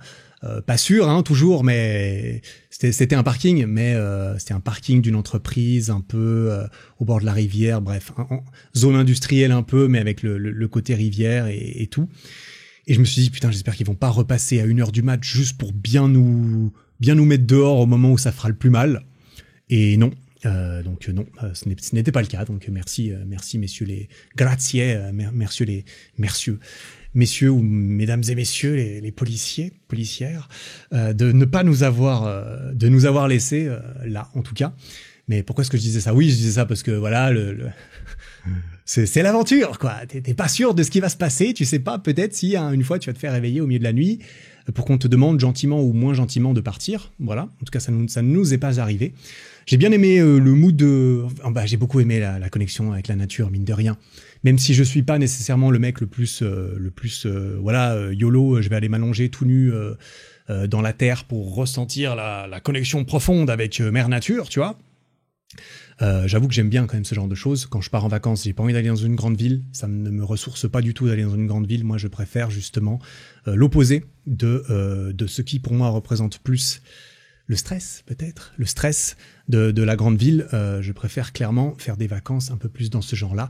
Et typiquement, ce jour-là, à nouveau après l'entraînement sur les anneaux et tout ça, eh bien, il y avait la rivière à côté et on est allé dans la rivière faire un petit bain. Elle était fraîche, elle était bien fraîche. D'ailleurs, j'ai une story aussi sur Instagram à ce propos où je suis dans la rivière après l'entraînement. Très très cool d'être au milieu d'une rivière, dans les cailloux, il y a une espèce de petite cavité entre guillemets naturelle entre deux cailloux, j'étais dedans, l'eau qui coule autour, elle est fraîche, on était juste après l'entraînement, c'était vraiment génial. Franchement très cool d'être dans la rivière, dans les montagnes. On a fait beaucoup de randonnées, on est allé dans des endroits où il y avait même pas de voiture, on a trouvé des villages où il y avait même pas de voiture, il fallait 1h30 de marche pour y arriver. Je me demande mais putain, mais qui vit ici quoi? Et il y a des gens qui vivent là. Ce que je me permettrais de les appeler des paysans suisses-allemands souvent. Parce que qu'est-ce qu'ils font là-bas les mecs? Bah ils ont leur petit bétail, ils ont leur petit terrain et putain, ils vivent dans leur coin. Et moi j'aime bien ce genre j'idéalise plus justement ce genre de style de vie en mode j'ai ma petite maison tranquille dans mon coin plutôt que l'autre extrême, on dira. C'est plus quelque chose qui me plaît. Peut-être aussi mon côté introverti où j'aime bien être tranquille chez moi.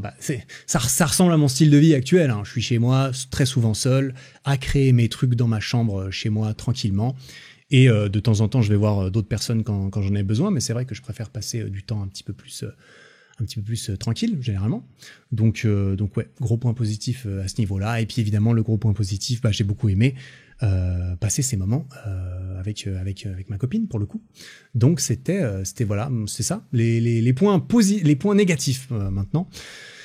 Impossible dans ces conditions de travailler efficacement si c'est ce que je devais faire. Impossible d'avoir une routine que j'estimerais que j'appellerais efficace et productive. J'ai l'impression en tout cas. Ça tombe bien, je voulais pas devenir van life, clairement. Pour des vacances, c'était très rafraîchissant en ce qui me concerne, mais pour me projeter à vivre, pas du tout quoi. Donc pour vivre sa vie tranquille, ok, mais pour optimiser un peu ce que tu veux faire dans ta vie, entre guillemets accomplir beaucoup de choses, voilà, peu importe ce que c'est, pas très efficace. Et donc moi qui préfère me dire que j'ai envie d'accomplir beaucoup de choses, on dira, ça ne me correspond pas du tout, je pense. Il y a un sentiment de liberté, certes, mais nettement moins stylé que... Alors c'est très personnel ce que je vais dire, mais dans ma vie actuelle, actuellement là, dans mon travail et tout, dans ma vie. J'ai l'impression d'avoir beaucoup plus de liberté que j'en avais dans ce van, en fait. Enfin bref, tout ça je vais résumer simplement à cela en disant que j'adore énormément ma vie, la vie que j'ai, que je me suis construite aussi également, et je n'ai pas du tout envie de m'en échapper. C'est pour ça que partir en vacances pour moi c'est cool pour déconnecter un petit peu, mais j'adore rentrer de vacances, vraiment rentrer des vacances, c'est une des parties que je préfère parce que je préfère ma vie aux vacances, concrètement. Je suis bien content de passer beaucoup plus de temps à vivre ma vie qu'à être en vacances. Parce que les vacances, c'est cool, mais c'est aussi pour soutenir ma vie. J'aime penser. Voilà, ça c'est ma façon de voir les choses. Ça me permet de décompresser, de déconnecter pour revenir d'autant plus dans ma vie que j'adore et dont je ne souhaite pas du tout m'échapper, bien au contraire. Donc voilà. Ça reste assez limite niveau hygiène et confort. Qu'on se le dise à un moment donné, voilà, surtout à moyen long terme. Déjà là, au bout de 12 jours, forcément, il y a de plus en plus de vêtements sales, il y a de plus en plus de trucs qui traînent un peu, il faut les pousser encore plus. Alors on était relativement bien organisés, mais il faut quand même les pousser encore plus, certaines merdes pour dormir le soir, tu vois. J'exagère un peu, mais voilà, enfin un petit peu quoi. On jetait les trucs à l'avant, comme je dis, certains trucs on les jetait à l'avant, à la fin on n'avait plus rien à foutre, on les jette à l'avant. De toute façon, on va devoir tout bombarder dans nos sacs de vêtements sales à la fin ou dans nos valises pour rentrer. Et puis voilà, l'hygiène générale dans le van, il faut faire le ménage un peu, etc. Enfin bref, je me dis que ça à moyen long terme, ça demande une certaine organisation et un certain confort et hygiène qui pourrait manquer quand même. Hein. On va pas se mentir. À plus long terme, qu'est-ce qui se passe? Il faut aller faire sa lessive. Je sais pas, tu fais comment ta lessive? Tu vas la faire dans une rivière en tapant sur tes vêtements avec des briques et tout.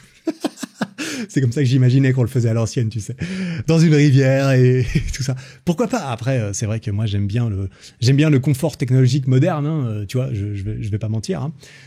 Clairement, le lave-linge, franchement, je le prends avec volontiers. Le lave-vaisselle aussi, d'ailleurs. Je vais pas mentir.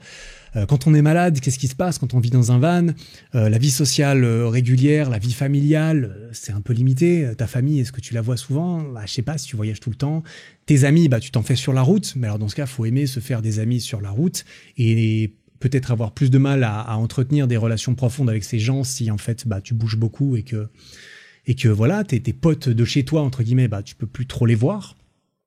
Voilà, ça me semble important à considérer. La garde-robe pour différentes saisons, écoute, ouais. Là, on avait que des vêtements d'été. Quand tu leur rajoutais tous les manteaux, tous les machins, toutes les bottes, tous les trucs, ça prend de la place. Comment tu t'organises? Ouais. Chaud. S'il fait méga moche 3 jours de suite, tu dois rester dans ton van 3 jours de suite un peu. Ok. Je sais pas, sans parler d'avoir des enfants. Bref, là, je me projette à long terme, tu vois, mais... voilà, tout est faisable, hein, je pense, tout est faisable, bien sûr, il suffit de s'organiser, il faut avoir envie, mais moi, ça ne me tente pas vraiment. Et un dernier point négatif, sur lequel on n'était pas vraiment d'accord avec ma copine pour le coup, c'est que j'ai quand même eu un petit peu un sentiment, à certains moments, sentiment d'être un peu un parasite. Je m'explique, j'ai l'impression, j'ai même utilisé le terme sensu quand j'en parlais un peu avec ma copine pour rigoler, en mode, bon allez, mode sensu activé. C'était quoi pour moi le mode sensu? C'est que, ok, retour aux sources, on est indépendant, petit cocon, on sort du système. Bon, on sort du système, oui, jusqu'à ce qu'il faille aller dans un supermarché pour acheter des aliments plus ou moins emballés dans du plastique, par exemple. Jusqu'à ce qu'il faille trouver des toilettes publiques pour vider notre eau, pour remplir de l'eau. Jusqu'à ce qu'il faille trouver des fontaines pour aller pomper de l'eau, en fait, hein, littéralement. Oh, il y a une fontaine, vite, on peut aller pomper notre eau, on peut aller remplir nos bouteilles et tout ça. Des toilettes pour aller poser nos histoires de temps en temps, même si on peut faire ça dehors. Ou, et ça c'est un point quand même assez important, des poubelles. Trouver des poubelles publiques, parce qu'à un moment donné, on crée des déchets, bien entendu. Bien entendu, après, il y a le côté zéro déchet, tout ça. Alors là, c'est vraiment un style de vie encore plus à organiser. On n'a pas testé ça, hein, je vais pas mentir. Même si évidemment on a toujours bien fait attention, on a bien ramassé tous nos trucs, ça c'est évident, mais à un moment donné les trucs ils sont dans le van et il faut les jeter, donc il faut trouver des poubelles publiques. Il faut quand même de temps en temps revenir jeter nos déchets dans le système. Voilà, c'est un peu comme ça que je le voyais, rejeter nos déchets dans le système. Et du coup moi j'avais un peu ce sentiment de c'est juste mon ressenti, hein, mais je me disais putain mais en fait ouais. On n'est pas du tout indépendant en fait. On n'est pas du tout indépendant. Au même titre, et ça il faut bien le reconnaître et je le reconnais tout à fait. Au même titre que ma vie normale. ma vie normale aussi, évidemment que j'ai des poubelles, évidemment que je jette des trucs chez moi qui ensuite terminent dans le système, etc. Enfin, c'est juste que normalement, vu que je suis entre guillemets dans le système, on dira, dans la société plutôt, hein, j'ai envie de dire, je contribue un peu entièrement à tout ça. Je sais pas, enfin, c'est juste un sentiment. Je dis pas que c'est rationnel, que c'est logique ou que en temps normal c'est pas le cas, etc. Je demande pas vraiment à débattre là-dessus. Je partage juste mon ressenti à ce niveau-là, on dira. Mais ouais, j'aimais pas trop. En fait, je pense que je sais pourquoi. C'est parce que moi, je suis assez fier de mon indépendance, en fait, de mon indépendance dans ma vie à pas mal de niveaux, tu vois. Par exemple, je travaille pour moi-même, je fais ce que je veux concrètement, etc. Je suis indépendant, j'ai mon appart, etc. J'ai un peu mes bails, je dépends pas vraiment des autres. Je dépends du système, bien sûr, je dépends des autres d'un point de vue sociétal, etc. J'ai l'impression de faire ma part. Notamment quand je paye mes impôts, j'ai l'impression de faire ma part. J'ai l'impression de faire ma part quand même. Donc je me sens plutôt bien dans le système, je contribue et j'en profite aussi. Là, j'avais l'impression de moins contribuer et de plus profiter. Peut-être que c'est ça. Et en plus d'être dépendant quand même du fait de je suis dépendant des autres pour pouvoir jeter mes déchets. Je suis dépendant d'aller voler de l'eau dans les toilettes publiques, etc., etc. Et ça, c'est un peu fort, et c'est un point sur lequel ma copine était pas d'accord. Et je vais y venir d'ailleurs, j'y viens maintenant, un petit peu à son avis à elle sur tout ça, donc assez rapidement ce qu'elle m'a partagé. Et pour ce faire, je vais me référer aux petites notes qu'elle m'a envoyées, voilà. Par rapport à ses attentes, les attentes qu'elle avait avant. Alors comme je l'avais dit, c'était un peu un de ses rêves de faire l'expérience van life pendant un certain temps. Alors je ne sais pas si on a réussi à atteindre cette limite de temps qui était peut-être représentative pour elle. Un petit peu quand même, on se fait forcément une idée une fois qu'on a passé 12 jours dedans de si on aurait eu envie que ça dure plus longtemps, par exemple. Parce que pour elle, en fait, la van life dans sa tête, ça représentait la liberté, surtout la liberté de mouvement, le sentiment d'aventure permanente, d'être en dehors du système et de pouvoir profiter pleinement de la terre et de la nature. En tout cas, nettement plus que dans la vie de tous les jours. C'est quelque chose qui, voilà, comme elle le dit, quelque chose d'important et qu'elle aime beaucoup. Donc, un peu le côté idéalisation, c'est ce qu'elle m'a dit. Elle idéalisait un petit peu le fait d'avoir moins de contraintes dans la vie, moins de stress, etc., d'être plus en connexion avec la nature, d'avoir plus de liberté et de vivre un peu une aventure permanente. Tu sais, un petit peu, peut-être, le fait de vivre une vie d'aventure. Voilà. C'était un petit peu comme elle le dit, ses idéalisations, en tout cas à ce niveau-là. Après, est-ce que ça a été validé ou confirmé ou infirmé? C'est ce qu'on va voir un petit peu dans ce qu'elle m'a partagé derrière, au niveau des pour, ce qu'elle a préféré vis-à-vis de ça. Alors elle a trouvé que c'était un très bon moyen d'avoir un sentiment d'aventure, clairement, évidemment, par rapport à une vie normale, il y avait vachement plus d'aventure. C'est très spontané, c'est très au jour le jour, tu décides un petit peu où tu dors tous les soirs, il y a forcément des choses inattendues qui vont arriver, donc elle trouvait ça très très bien, et que c'était très amusant, notamment pour les personnes qui aiment ça, hein. Si tu aimes justement le côté imprévisible, aventure, spontané, YOLO, YOLO quoi, concrètement, ça devrait te correspondre. En tout cas, ça va être une expérience remplie de cela, et ça peut connoter, ça peut détacher pas mal avec la vraie vie, et donc ça peut être un changement de routine assez appréciable. Donc ça, clairement, ça c'est confirmé. La connexion à la nature, elle a grandement plussoyé le fait que effectivement c'était une très belle occasion d'être beaucoup plus connecté à la nature. Évidemment, il faut faire ça assez consciemment, hein, c'est-à-dire qu'il faut aller dans les endroits où tu es dans la nature. En Suisse, c'est très facile, j'ai envie de dire, c'est beaucoup de la nature, c'est très joli, c'est la montagne, les petites vallées, les petites forêts, les rivières, les lacs, c'est génial, c'est très nature, c'est très propre, c'est très peu pollué, c'est très joli suivant où tu vas, etc. Assez loin des grandes villes, du coup, forcément. Comme c'est le cas, j'en suis certain, dans beaucoup de régions en France, par exemple, ou en Belgique et tout. Donc ça, clairement, ça s'est validé dans les points positifs. Et à nouveau, le côté, le dernier point pour, la dernière catégorie pour, c'était un peu, effectivement, le côté simplicité. Simplicité de la vie. Slow living, elle m'a dit slow living, donc vie un peu plus lente. Donc tout va un peu plus lentement, t'es un peu plus chill, t'es un peu plus posé. Plus de minimalisme aussi, elle a mentionné, donc c'est vrai que ça, je l'ai remarqué aussi. C'est clair que ça te pousse un petit peu dans dans ce cadre où forcément tu vas devoir choisir de pas avoir beaucoup de choses. Et si tu aimes bien ce sentiment que ta vie tient dans un sac à dos, ou plutôt que ta vie tient dans une grosse voiture, bah ça devrait te plaire. Et c'est vrai que moi j'ai trouvé que c'était positif aussi parce que j'aime bien ce sentiment de minimalisme. Par contre, les désillusions, comme elle a écrit ça, les désillusions, elle dit que bah effectivement on n'est jamais vraiment, voilà, elle s'est jamais vraiment sentie en dehors du système puisque on dépend notamment des supermarchés, des poubelles publiques, parce que pour ne pas dépendre des supermarchés et des poubelles publiques, bah il faudrait cultiver sa propre nourriture, j'imagine, ou voilà, ou faire du zéro déchet. C'est autre chose, clairement. On n'est pas exactement dans la même expérience, je pense. Donc, retour aux sources, oui, mais retour aux sources, voilà, mitigé. Justement, on en rigolait avec elle dès que j'allais jeter un sac poubelle dans une poubelle publique, je revenais au van et j'ai dit retour aux sources, ça fait du bien quand même, un bon gros retour aux sources. Allez, vas-y. Quand j'enfonçais mon sac poubelle dans la poubelle publique, j'étais retour aux sources. Putain, on ne fait qu'un avec la nature, ça y est. On rigole évidemment. Là, je te partage des trucs, je te partage des inside jokes un petit peu, mais voilà. Donc elle dit que c'est pas véritablement un retour aux sources. Par contre, et c'est là qu'elle faisait la note, elle ne partage pas l'idée du mode sensu. Pour elle, elle trouve justement que c'est pas du tout plus un mode sensu que la vie normale. Pour elle, dans ce cas, la vie normale, c'est la même chose. Ce que je peux comprendre tout à fait. Surtout que de son point de vue à elle, bah évidemment, la nature sauvage, évidemment, je sais pas, de son point de vue, la nature sauvage n'appartient à personne et l'eau n'appartient à personne. Donc c'est vrai que si tu pars entièrement du principe que les fontaines publiques, l'eau et la nature n'appartiennent à personne, eh bien dans ce cas, effectivement, quand tu es dedans, bah tu ne pompes rien à personne. On dira, mais voilà, non, elle était pas trop d'avis à ce niveau-là.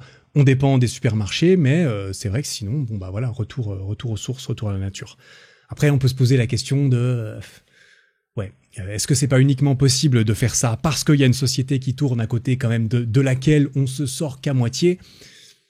Je suis pas là pour argumenter avec elle. Ça, on le fait à nos heures perdues, tu comprends? On échange nos idées, mais oui, c'était son point de vue.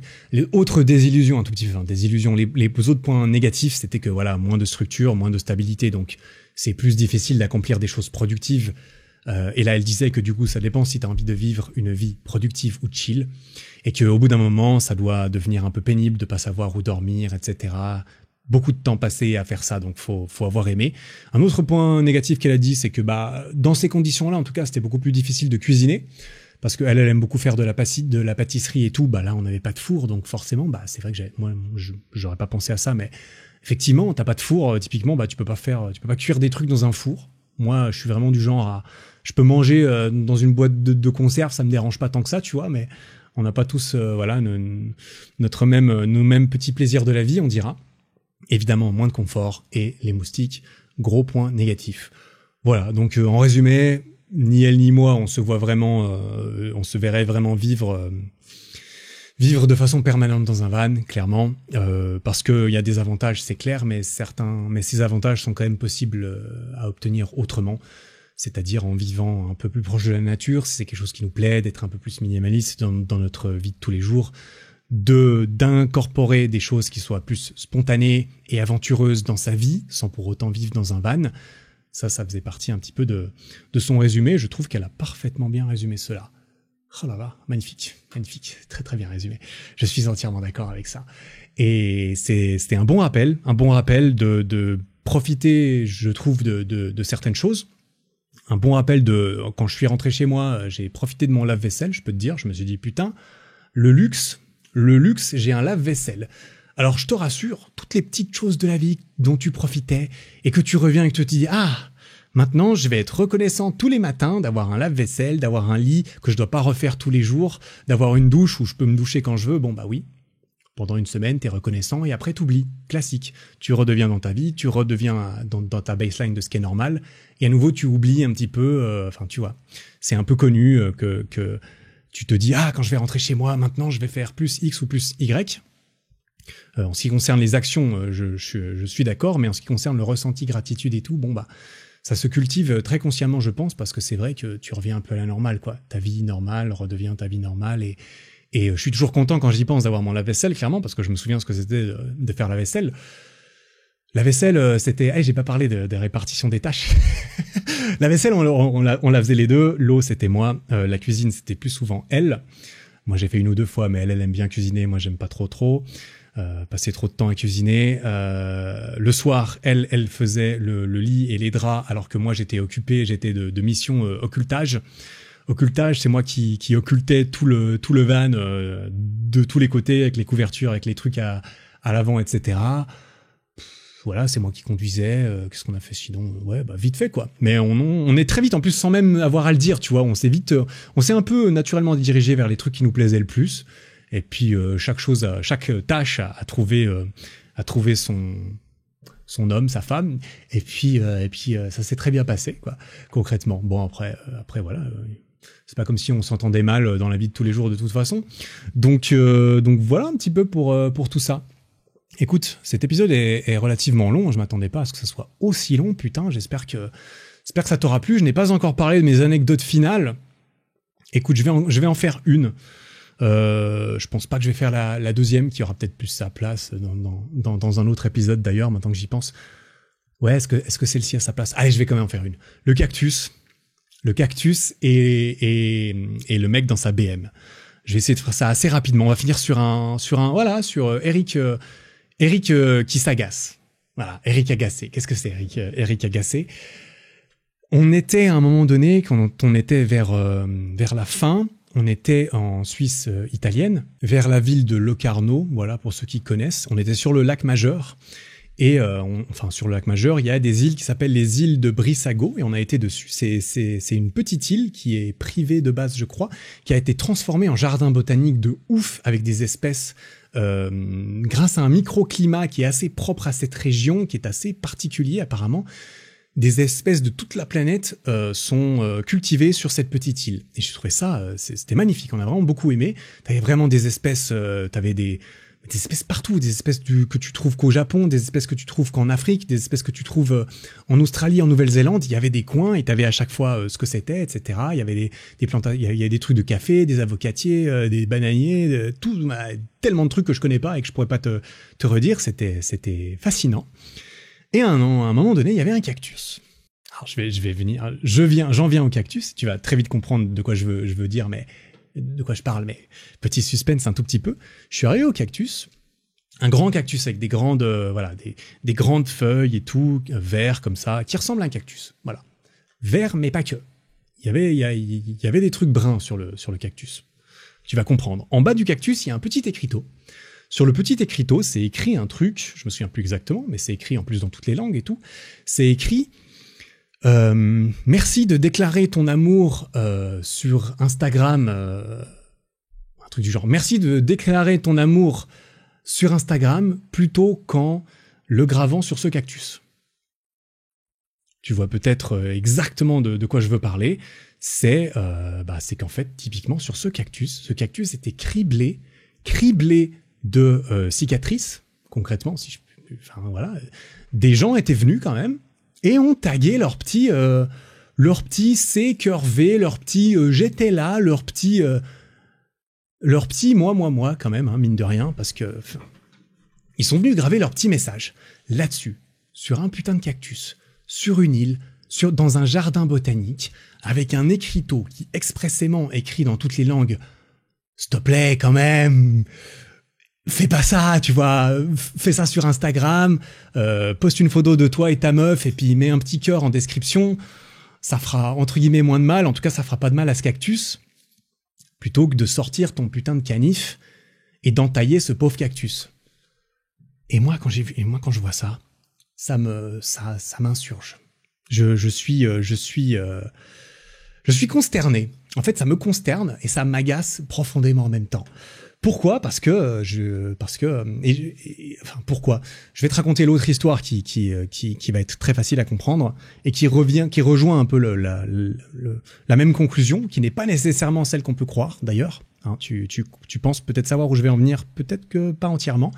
La deuxième, c'est le mec dans sa BM. Alors là, c'est très rapidement dit, hein, je vais pas m'attarder. Je suis en train de conduire le van. Devant moi, il y a une BM.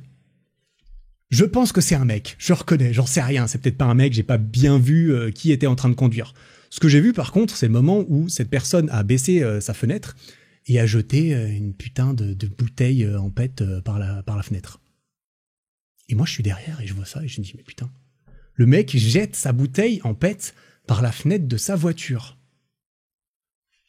Et ça, alors, dira ce qu'on voudra, ça m'agace au même titre, en fait. Ça m'agace au même titre. Et là, on pourrait se dire, ah oui, l'environnement, polluer, casser des trucs, parce que graver sur un cactus, pour moi, ça revient à... Tu sais, des fois, t'as des monuments, tu vas visiter des monuments dans une ville ou je ne sais quoi, un truc pseudo, voilà... pseudo important comme monument, évidemment. Je te parle pas des tags sur les ponts et tout ça. Ça, c'est un autre sujet. J'ai pas vraiment d'avis, honnêtement. Là, je te parle des monuments un peu, voilà, c'est un peu protégé, c'est un peu patrimonial ou je ne sais quoi. C'est un peu à tout le monde, j'ai envie de dire, tu vois. Et il y a des mecs qui viennent avec leur putain de marqueur et ils écrivent des trucs dessus. Et pour moi, ça revient au même. C'est un manque de respect, en fait. Un manque de respect. Un manque de respect, j'ai envie de dire, alors oui, envers les autres, un manque de respect envers la communauté, un manque de respect parfois même envers l'environnement, comme par exemple quand tu jettes ta merde à travers la fenêtre, comme ça, ta merde, tu la jettes pour tout le monde, on dira. Mais surtout, c'est un manque de respect envers soi-même. Et c'est ça qui me... Enfin, un manque de respect. C'est un manque de responsabilisation incroyable, en fait, je trouve. Moi, ça me consterne. Pourquoi ? Parce que je me dis, non mais quand même... En tant qu'adulte, tu n'en es pas encore au point, soit de ne pas graver un cactus, soit de ne pas jeter tes trucs à travers la fenêtre, soit même j'aurais envie de dire et de faire comprendre à tes enfants qu'il faut pas le faire. Parce que moi, je pars du principe que je parle de quelqu'un avec un certain niveau de maturité attendu quand même, hein, mine de rien. Quand t'es un enfant, t'as 8 ans, évidemment. C'est un enfant de 8 ans qui veut dessiner sur un mur, c'est pas la même chose. Qui veut poignarder un cactus ou tirer la queue d'un chat. Pour moi, on parle pas exactement de la même chose. Par contre, il y a quand même des parents normalement qui sont là pour dire aux enfants, bon bah non, écoute, fais ça dans ton cahier de coloriage, mais peut-être pas sur ce monument ou sur ce pauvre cactus protégé, tu vois, en quelque sorte. Ouais, et du coup, ça m'agace juste parce que ça m'agace. Ça m'attriste un peu parce que je suis obligé de me dire, ouais, comment c'est possible d'avoir un certain niveau de responsabilisation personnelle quand même dans sa vie globale quand on fait ça. J'ai envie de dire, c'est pas possible de faire ça et d'avoir un sens fort de peut-être certaines... Enfin, en tout cas, on partagerait peut-être pas exactement les mêmes valeurs, tu vois. J'ai envie de dire à ce niveau-là. Parce que pour moi, c'est le niveau -5. Le niveau -5 de prendre un peu ses responsabilités, ce que tout le monde doit faire dans la vie à un moment donné pour différentes choses. Bah, le niveau -5, c'est de commencer par pas jeter des trucs par la fenêtre. C'est quand même pas très compliqué, quoi. Donc, est-ce que ça vient d'un niveau de responsabilisation personnelle, ça vient d'un niveau, voilà, il faut qu'on nous ait appris à ne pas le faire, hein, quelque part. C'est pour ça que, envers soi-même, envers ses enfants, etc. Mais ouais, après, je sais pas pourquoi. Je partage ça parce que c'était pendant ce voyage en van que ça m'a marqué et que ça m'a marqué parce que je me suis quand même dit, ouais, putain, je trouvais ça un peu triste et un peu agaçant en même temps. Agaçant parce que bon, le mec, il s'en bat les couilles enfin voilà. C'est un peu pour tout ce que ça représente et tout. Même si clairement, j'ai envie de dire, tu vois, le côté détérioration, environnement et tout, bah évidemment, c'est du bon sens que tu jettes pas tes poubelles dans la nature, quoi. J'ai envie de dire, quand tu conduis une BM, excuse-moi, mais normalement t'as les moyens t'as les moyens à tous les niveaux de pouvoir aller jeter ta bouteille dans une poubelle, quoi. Tu la laisses dans ta caisse, tu la jettes après. Enfin voilà, un peu d'amour propre, quoi. Quand tu pourris l'environnement de tout le monde, tu pourris le tien aussi, quoi. Enfin, je sais pas, ouais, un peu de respect de soi. C'est là que le respect de soi vient et que je me suis dit non, ouais, mais c'est vrai que moi j'aimerais pas vivre ma vie comme ça ou dans ma vie, bah en fait ouais, voilà. Bref, c'est personnel, peut-être que t'es d'accord avec moi, peut-être que t'es pas d'accord avec moi, peut-être que toi tu fais ça et que du coup t'as tes raisons, que avec lesquels je pourrais tout à fait m'entendre, mais je reconnais que, ouais, je sais pas, je demanderai à voir. Ça dépend, hein, évidemment, ça dépend pour tout, comme j'ai dit. Des tags sur un pont, pour moi, c'est différent, c'est pas... J'ai pas du tout la même réaction par rapport à ça. C'est vraiment un peu plus, responsabilité personnelle de se respecter soi, les autres, et puis de se responsabiliser un peu, quoi. Effectivement, pourquoi taguer un truc sur un cactus? Quel est le... Ouais, c'est un peu égoïste, quand même, mine de rien. Mais pas égoïste dans le bon sens du terme. Voilà. Bref, je me suis peut-être pas complètement bien exprimé à ce niveau-là, mais c'est vrai que ça commence à faire long. Si tu es toujours là, merci, j'espère que ça t'a plu, surtout parce que, mine de rien, je fais pas ces épisodes uniquement pour parler tout seul, un petit peu quand même, mais pas uniquement, pas uniquement. J'espère que cet épisode t'a plu, voilà, il sort en milieu de semaine. Ce dimanche qui vient, normalement, il y a un épisode qui est prévu, un épisode en duo, parce qu'on va reprendre un peu certains épisodes. Je vais avoir un peu de mal, je pense. Je vais avoir du mal, notamment au mois de septembre, et peut-être par la suite, à sortir des épisodes de podcast toutes les semaines, parce que j'ai des vidéos YouTube que je veux faire.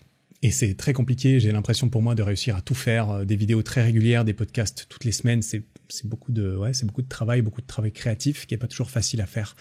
Donc tu m'excuseras si la régularité n'est pas absolument cruciale, je vais faire de mon mieux. J'ai des épisodes sur des livres qui sont prévus, sur des expériences, comme j'en ai parlé, des épisodes à deux qui sont très très cool, qui sont prévus également. Et puis voilà, si cet épisode sort en milieu de semaine, comme j'ai dit, c'est que j'étais malade pendant quelques jours, et là, à la seconde même, ou presque, où j'ai commencé à me sentir mieux, j'ai enregistré cet épisode, parce que j'étais dans le mal après une intoxication alimentaire qui a duré super longtemps. Putain, je sais pas ce qu'il y avait dans cette pizza, mais ça m'a mis mal, comme j'ai jamais été mal dans ma vie pour une intoxication. Je ne suis jamais malade de ma vie, littéralement. Littéralement, oui, je suis malade tous les 4 ans, quoi. Alors là, normalement, quand je suis malade, c'est que, typiquement, en revenant du van, en rentrant du van, j'étais malade. C'est-à-dire que quand je me réveillais le matin, il fallait que j'aille me moucher. Et voilà, c'est tout. Donc je devais aller me moucher parce que je sentais que j'avais le nez un tout petit peu obstrué et tout. Et je sentais que c'était pas complètement normal. J'allais me moucher pendant 5 jours de suite, je allais me moucher le matin. Pour moi, c'est ça, entre guillemets, être malade. Alors, j'exagère un petit peu, mais c'est pour dire que là, ouais, j'étais pas bien. Et donc, ça m'a fait du bien... ça m'a fait du bien que ça s'arrête, parce que c'est vrai que quand t'as mal au ventre constamment pendant 5 jours, c'est pas drôle. Et ça m'a fait réaliser, je vais m'arrêter là-dessus, ça m'a fait réaliser effectivement, parce que c'est quand tu commences à avoir mal quelque part partout que tu réalises, ah putain, avant j'avais mal nulle part, mais j'ai pas réalisé en fait. Tu vois, on en revient un tout petit peu à une citation de Jacques Prévert, je crois, sauf erreur, qui est de l'ordre de « J'ai reconnu le bonheur au bruit qu'il a fait en partant ». Donc en fait, c'est quand tu perds quelque chose que tu réalises que tu l'avais. Donc si, au moment même où tu écoutes ce podcast, tu n'as mal nulle part, eh bien, je t'encouragerais à prendre 5 secondes pour le réaliser, pour en être, entre guillemets, reconnaissant quelques secondes. Parce que moi, j'étais reconnaissant de ça quand je n'ai plus eu mal au ventre, et voilà. Comme je l'ai dit, je vais être reconnaissant 2 semaines de suite, et encore... Et après, je vais oublier, parce que ça va redevenir normal, mais c'est quand même des petits rappels de connecter un petit peu avec le moment présent de temps en temps, avec d'être en paix et d'être reconnaissant et content avec là, maintenant, tout de suite, plutôt que de toujours être dans la recherche de quelque chose, peut-être. Donc voilà, j'espère que cet épisode t'a plu. Je vais m'arrêter là-dessus. Merci beaucoup pour ton temps et ton attention. Code EricFlag sur MyProtein si tu as besoin de compléments alimentaires, ericflag.com pour tes programmes et tes équipements sportifs.